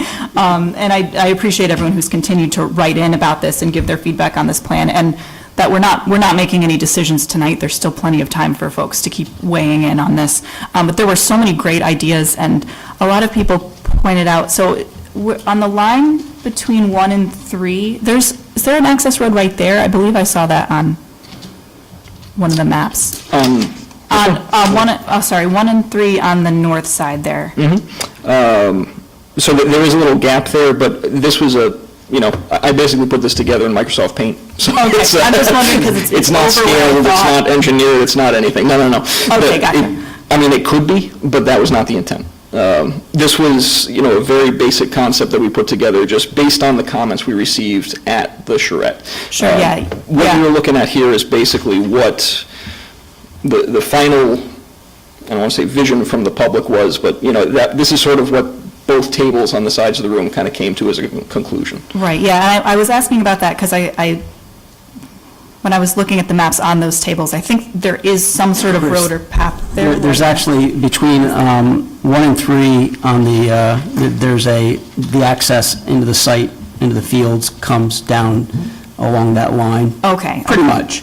It doesn't go all the way down, and I think what Justin was trying to say is that there would be a connection that then went across over to number 2 that allowed the farm equipment to go from one agricultural area to another. I see. If that needed to take place. Okay. But the access into the site would likely be where it's at now, just expanded, probably go further down as well. Okay, all right, thank you for clarifying that, that makes sense. And maybe you don't have the answer to this because I understand it's a rough sketch, but do you know approximately between, on the north side here, where we've got the agriculture area in number 3 and then possible agricultural in number 2, do you know what the acreage is for those plots? I don't offhand, Okay. because again, it's sort of up for debate depending on where exactly the lines are drawn. And also what you're looking at here, these lines might extend further back. They might, depending on wetlands and stuff, they might, Okay. be further in. So it's, again, this is, really just for discussion purposes at this point. It's to kind of get a feel from you guys if you like the general idea, and if you do, we'll proceed further with a more, detailed plan. Okay. Yeah, and I do like the general idea. I feel like you've done a good job pleasing as many people as possible. That was the goal. And I definitely know that not everyone's going to be happy with this, and even people who are overall happy are going to have things that they don't like about it, so I absolutely welcome that continued discussion and feedback. I think overall at this point, it's a good start, and I'll be interested to see where it goes as we continue working on it. So thank you for all your work. Thank you, Councilor Zambrello. Further council comment? Councilor Timbrow. Hi, again, sorry. So, is there a rough estimate based on this of how many fields we're looking at adding with this specific concept? So number 3 would be the sort of multi-use field, that would be the big field, and then on the south side, number 5 would be the T-ball and soccer fields. And again, that really depends on the wetlands around the area and how many we could fit in. Number 1 on the... So that's 3 there's the fields? multi-use field. Number 3 is agriculture. On the map Do we you have have. the numbers? Do you have that? Oh, sorry about that. I'm looking at the wrong plan here. I don't freak anybody out in the audience. Oh, there's Can you review that again, Justin, please? Yeah, absolutely. So let me just check here. So number 1 on the north side is the multi-use field, and then number 5 on the south field is the T-ball and soccer fields. Now, again, that's not to say that we're limited to that. That's not to say we have to do that. That's the feedback we're looking for from you guys. So it's 3 fields total, right, so far? There's no number. It's like, it's whatever's needed. So obviously, actually, what we've been thinking about as we've been doing this the most is that if and when Highcrest School gets rebuilt anew, the proposed location is where the fields are now, and there's a baseball and a soccer field there now. So at a minimum, we want to be able to relocate those onto Keisha immediately so that we don't have that loss of field like we talked about before. The goal is we don't lose fields, we gain fields, right? But there's a lot of things that are going to be going on in town over the next several years. So we want to at least be able to capture that on those fields, and then once the school is rebuilt and they can rebuild fields, then we have more fields. So that would be the goal, but at a minimum, to replace those fields, and then anything that might get displaced from Mill Woods, if we have to shuffle things around over there, that's a possibility too. So we really don't know a number yet, that's why we just define general areas. Okay. And then you used the terminology as we were kind of going through this, that this was the final vision from the public. So I just wanted to understand about how many people were at the charrette. And that's why I hesitated to say vision, because it's all up for debate in the end. But there were about 30 people there, and what we did, for those of you who weren't there, we had 2 tables in the front of the room, each were identical, and basically the residents, anybody in town could go up and sort of move pieces around where they wanted things to go. That would be the fields, the parking, agriculture, things like that. It was kind of interesting because by the end of the night, both tables had essentially come to the same conclusions. They were, slightly different, but what you're looking at here is basically what we got from them. So 30 people plus you kind of figured this out? Right. Okay, Yep. thanks. So I guess I'm just trying, just for clarification, voting on, or are we voting on this? We are not. We were just talking about it? We were just talking about it. Okay, wonderful. And let me add, and I appreciate the question and the comments, Councilor Timbrow, we are still looking for feedback from the public, from the council. Hopefully, in the next month or 2, we can pass a concept plan, so Justin, the town manager, and town staff can start working on it. We want to move on these things, we want to move on Keisha, but we still want and welcome public and council feedback. And I hope in April or May, we can come to a consensus and a vote. That's the goal. Anything else? There's no vote tonight. Is anything else on this item? Hearing none, we're going to move on. There is no ordinance and resolutions for introduction. We are now, well, I'll let the council know we're going to go to public comment. There is no executive session tonight, so I hope you guys are happy with that. So our last item then will be the public comment, the second thing, and I'm going to, I'll probably put it away somewhere. There's no executive session. So we're going to go with the second public comment. Again, you have 5 minutes. I ask you all to be respectful, to address the council, and say your name and address, and again, if you haven't spoken before, please write your name. And who would like to go first? Anybody? Rick, I saw your hand first. Sean, I saw you second, so. Rick, you're up first. I just wanted to go before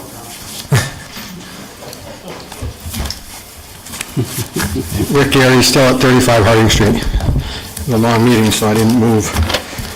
A couple of quick comments based on what I heard tonight. So on the ambulance situation, I said before, I'm not an expert on how this works. I am a little more now. My personal experience, and this is one of the confusing things I always had with the ambulance situation, is the 3 or 4 times we've used them, both showed up. At least twice, ultimately, Wethersfield didn't have the proper level, or whatever they call it, and Aetna took over. But both billed, right? So both ambulances billed the insurance, and when my brother didn't have insurance, he had to pay out of pocket. So one ambulance did nothing, and the other one did something, but he had to pay twice. So to me, that's a situation. I'm not for or against either, but I'm saying as a citizen, to have to pay twice, and one time they can't do anything, that's something I think should be part of the mix when you're talking about this. That's important for citizens. The field. I was against the turf field at the high school. I'm still against turf fields. I like grass fields. Turf fields, they tell you they save money, but they don't. When you spend $1 million and then 10 years later you have to spend another $1 million to redo it, it's not a savings. Now, you can argue that it's more use, but I also think when you're putting fields in neighborhoods, is that more use detrimental to the neighborhood? I think you need more downtime. I won't even get into the fact of the unhealthy level of importance we put on youth sports nowadays. That's another whole discussion we could have.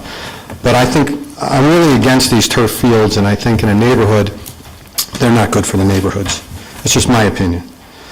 And we always, and whether it's the turf field or this, people talk about, well, there's only 30 people there. Well, look, that's the way the whole town has been working, and every town works. The vocal majority shows up, and with sports, you want to put in a science and education center, nobody shows up, unfortunately. You want to talk about football, 10,000 people show up. It's the sad state of affairs that we're in right now, and that's unfortunately the way it goes. The last thing I will talk about is the electric vehicles. I'm very excited about that. I'm glad we're talking about it. I think it's a great thing. I know there's a lot of divisiveness with electric vehicles. The bottom line is they use less energy, and as we become more of a clean energy society, it gets even better all the time. But the other thing is there's no oil changes, there's no belts, there's no power steering fluid, there's no coolant. I mean, you save enormous amounts of money on maintenance. So, and I just think it's a great thing, and I appreciate that you guys are doing this. And I want to thank all of you for your service up here, your volunteer time. I know it's tough. I'm not doing it. I'm glad you are. Thank you. Thank you, Rick, appreciate it. Sean?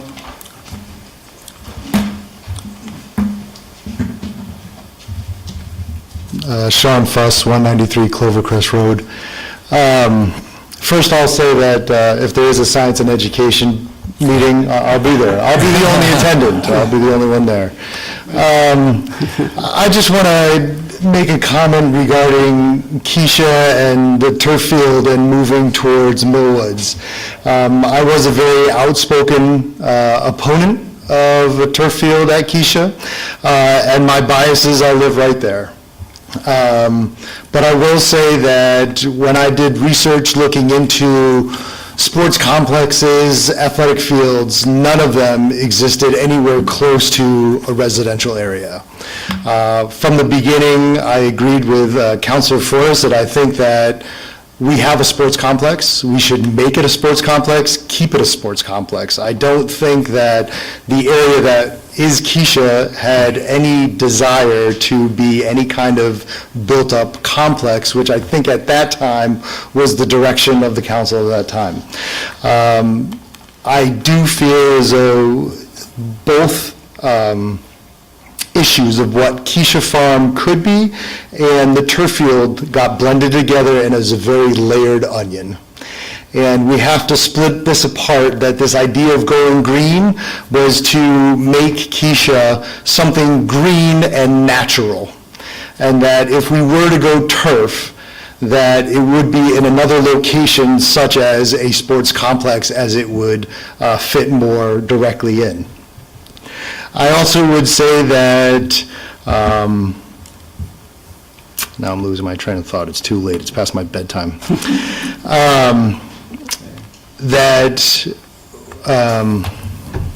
Maybe that's it.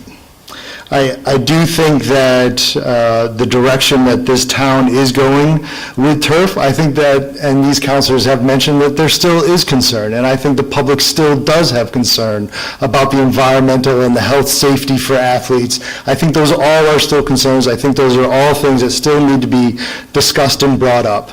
And how that moves forward is something to be foreseen, but I do feel that what we have to as a community, and it's probably the hardest thing for all of us to do, is understand that there has to be a balance.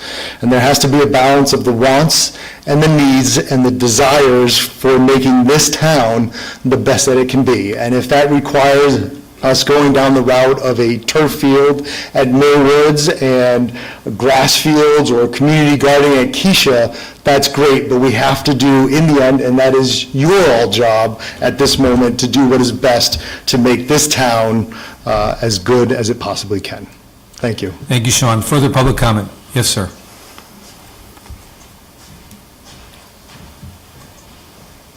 Again, Michael Castanelli, 10 McMullen Avenue.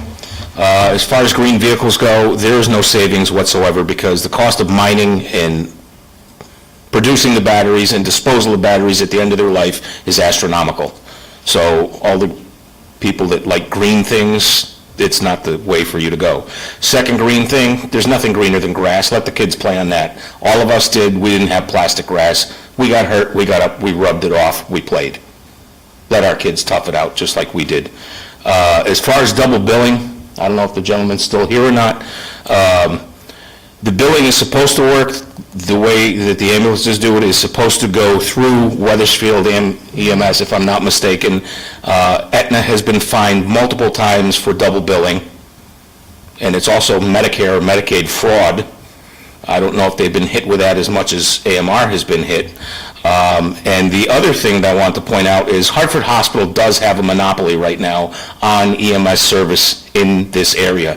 They are buying up every single possible ambulance and PSA they can get their hands on to put a monopoly in this area. And they're the only ones that are going to wind up picking people up and driving them to their own hospitals for their own benefit. The quality of care is going to go down, and you're not going to get better care with anybody else. I don't care what he says. Thank you. Further public comment? Mr. Young.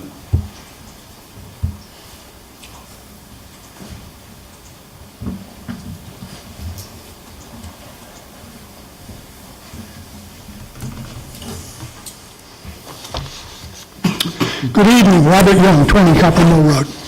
First of all, the 6.5% increase that the BOE is looking for, I think, is horrendous, and it needs to be cut back. And I know we talked about some of these costs at that meeting last Thursday. At least I gave you some impression, or what I have been able to save. But there are savings out there, but I don't know how this guy is coming up with 6.5%. In my own case, I have to go out on the street and hustle for a better deal. I think the town should do the same on all of their costs.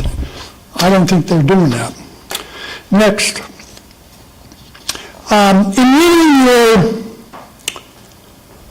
the results from your charade last Thursday, I was reading in your agenda notes.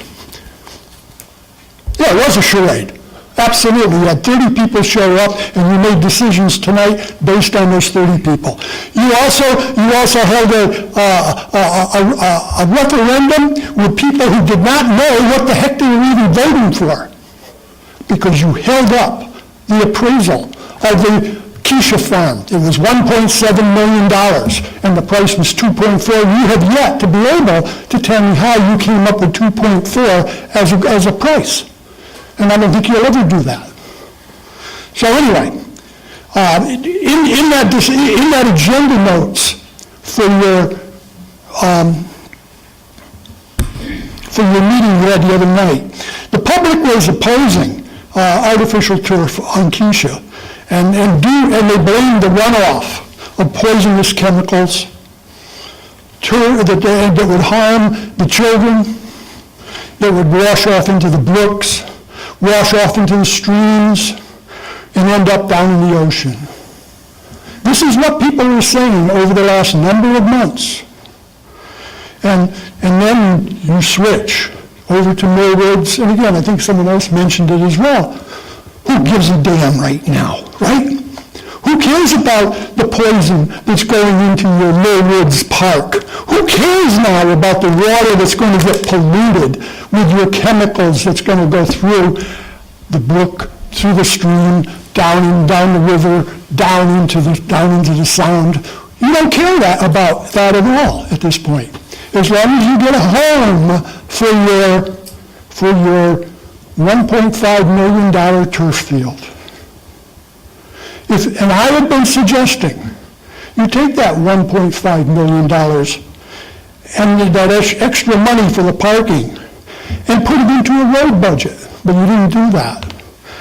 That road budget would have served all the people of Wethersfield. We have neighborhoods that have their original roads put in, that are all bumpy, that you could have put this in. Just think, if you put $1 million, $1.5 million of asphalt in those developments that were created 40, 50 years ago that has the original, and that we do have them, and they're bumpy, that gives you a heck of a bang for your buck, because you don't have to come back for another 40 or 50 years and repave it, and it's all nice and new. Instead, your turf, as someone said tonight, 10 years from now, you're going to have to returf it for another $1 million. You're going to have to handle the disposal of that green chemical stuff, which is going to be costing more money just to dispose of it. But you folks, tonight, decided who gives a damn, right? I don't know why the environmentalists aren't in here beating the heck out of you. They should be. What you're doing is environmentally wrong, and you're gonna feed the fishes out in the ocean, whatever that Mr. Young, I'm going to ask you chemical to summarize stuff this is, 5 right. minutes. And then you talk about moving a barn in that agenda that I was reading. That's a 2x4 building, for crying out loud. It's only worth a couple $1,000. Thank you, Mr. Young. Thank you very much. And you're going to spend millions. Thank you. Thank you. Thank you. Further public comment. Tom, Anthony, well, Tom first. Tom, then Anthony. Tom. I already went, Anthony can go. Tom, I saw your hand up first, so Tom, you, and then Anthony. You don't want to stay any longer than we need to. Well, they're going to be staying for a while. Tom Mazzarella, 600 Walker Hill Road. I want to make a comment about some of the counselors suggested that we rely on expert staff to help make these decisions. When the Keisha Farm property was being negotiated for purchase or going out for referendum, part of the process is to have an 824 hearing, that's planning and zoning, has to determine whether it's a viable plan to purchase the property or not. And that took place 2018, I don't have the date. I had read portions of that into the record, but I'm going to just hit the highlights for some of the new folks that are on the council. Kathy Bagley, career Parks and Rec person, was the acting town manager at the time. And she brought the item to the Planning and Zoning Commission. And then she spoke as the Parks and Rec department head. I'm not sure of her correct title, so forgive me. She explained, in a nutshell, that the reason the town wanted to purchase that property was to put athletic fields on that property. And that size parcel taking out the wetlands, would solve all the needs of Parks and Rec for the foreseeable future. She also commented on the house. One of the commissioners said, you know, you're not going to be able to sell that house. What are you going to do with the house? She says, the house is not in the plan. That won't be there by the time we get to what we have to do. She further went on to say that it would remain as farmland until such time that the council decided what to do with the property. There was no discussion about farming. There was no discussion about an event space. None of the things that the Keisha Farm Committee came up with were in that planning and zoning meeting. And the reason I'm pointing this out is I raised a question about whether parcels of that property could be sold based on a resident that had suggested developing residential lots on Highland and Collier and using some of those proceeds to offset the costs of putting athletic fields or one field in the center. I waited almost 3 years for a decision on that, okay? It was, oh yeah, the town's attorney had said, we can sell land, we can sell land. The mayor told me at the time, we can sell the property. I asked the question. Well, the bond counsel that we hired to make a determination concluded that no, you cannot sell a parcel for development. And his reason was based upon testimony by the commissioners and Kathy Bagley and others testifying for the town that specifically said what the land was to be used for. So now we're here and we say, oh, you know, we're not listening to the public. Oh, I have it in for the Keisha Farm Committee and all this other nonsense. Well, the fact of the matter is, we need to put athletic fields on that property. And I'm not opposed to putting something else there, but the prime issue should be athletic fields. And I'm not saying synthetic or natural grass, but I would rely on the town manager's sports field assessment report that says if you're going to put grass on there, you're going to need 2 to 4 fields. So I want to see 2 to 4 fields at Keisha Farm. Otherwise, I don't think you're honoring what the referendum stated. And I'm not sure that that's legal. Thank you. Thank you, Tom. Anthony?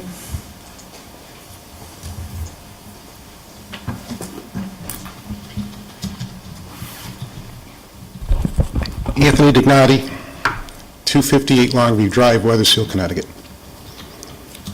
I've lived here since 1976. As a young boy, I joined the Wethersfield Fire Explorers. I've been associated with the Wethersfield Fire Department for close to 45 years. Tonight, I had to listen to an ignorant person stand up here and attack my integrity. I've been a certified state of Connecticut fire marshal since 1987. I spent 21 years in Glastonbury as a full-time fire marshal. We had a fire marshal here in Wethersfield. When the fire marshal here in Wethersfield retired in 2009, I came home to be the fire marshal. I competed against people from all over the state. And then Bonnie Therian, town manager then, selected me. It is a true honor to be the fire marshal of this community. During that time, I kept my status in the Wethersfield Fire Department. The town manager, Jeff Bridges, researched all the laws and sent me a letter stating that I can be in the volunteer fire department. I've kept that status since then. In 2020, there was an opening for assistant chief, and Chief Bailey sits right there. Chief Bailey allowed me to compete for the assistant chief's job. At that time, I was not chosen. That was fine. I stayed in the Wethersfield Fire Department. I stayed as the Wethersfield Fire Marshal. I did my time. After the retirement of Chief Bailey and Assistant Chief Motter, there were openings. I applied just like I did the last time. I competed against other people. The process was overseen by the Town Human Resources Department. Sorry, you weren't here then, but a different Human Resources Director. And it was all on the up and up. I competed just like everybody else. On March 31st of last year, Fred walked into my office, and we walked in, I said, here we go. I didn't get the job. I thought he was delivering bad news. Fred delivered the news that I got the job. I cried for about 15 minutes, and Fred can tell you that. Saturday, we're going to lay our chief to rest, our former chief, retired Chief Charles Flynn, who was not only our chief and leader, but probably one of my best friends. I grew up with him. Chief Bailey can attest to that. He was a childhood friend with him as well. It's a very emotional time in the Wethersfield Fire Department. I left 25 firefighters on Ridge Road who wanted to come down here to make this a bloodbath between the ambulance and the fire department. I told them, I'll take care of it. I have no gripes with the ambulance. Chief Flynn died of cancer. He probably got cancer fighting fires here in Wethersfield. I have cancer. I have to spend the next 3 years of my life thinking if it's going to come back and kill me. But you know what? I'm still part of the fire department. But an ignorant person comes up here and slanders my integrity by yelling the conflict of interest. Go read the statutes. The state fire marshal is in charge. I work for him. The town of Wethersfield pays me. I enforce his laws, his regulations, his ordinances. If at any time, if I did something improper, they can come in here and pull my certification, I'd be out of a job. Every time there's a fire investigation, I get scrutinized by lawyers, sorry Matt, insurance people, private investigators. My reports go through the ringer. And if there's anything wrong, I open myself up into lawsuits, not even the town. I'm the one that's going to fall first. So do you really think I would throw a fire investigation for that? I am extremely proud to be the assistant chief of this fire department. But if I have to listen to ignorant people come up here and attack me for something I didn't even do because you're debating about the ambulance, Mr. Mayor, it's not worth it. My resignation will be on your desk tomorrow. This is truly ridiculous. The fire department has nothing to do with this EMS debate. But to drag that in there and to attack Chief Schroll, who spent even longer than me in this department, who worked his way up the ranks, and is extremely qualified, is a sad day here for the town of Wethersfield. No wonder why the town of Wethersfield is always in the newspapers. This is truly ridiculous. I am embarrassed for this community. Truly. Without facts, I get attacked. And for nothing I did. I have 16 years worth of fire investigation reports downstairs. You want to come take a look at them, come on down. Address them, not me. I'll address whoever I want. Of course you will, and All right. stop you. Okay. Anthony, this is one person's comments, and this is not this our body. I had to get this off my chest. I apologize for screaming. I'm going to end this with this. It is a truly sad day. I've supported this ambulance association the entire time I've been in the fire department. For them to send their pit bulls up here to attack me for no reason is ridiculous. Anthony, Thank you. thank you. We are grateful for your service to the town over many, many years, and It's very much appreciated, all that you do, and I speak for the whole community when I say we do appreciate it. I'm going to, any further public comment? Okay, I'm going to take a motion to adjourn, please. So moved. Moved and second, all in favor? Aye. Anybody opposed?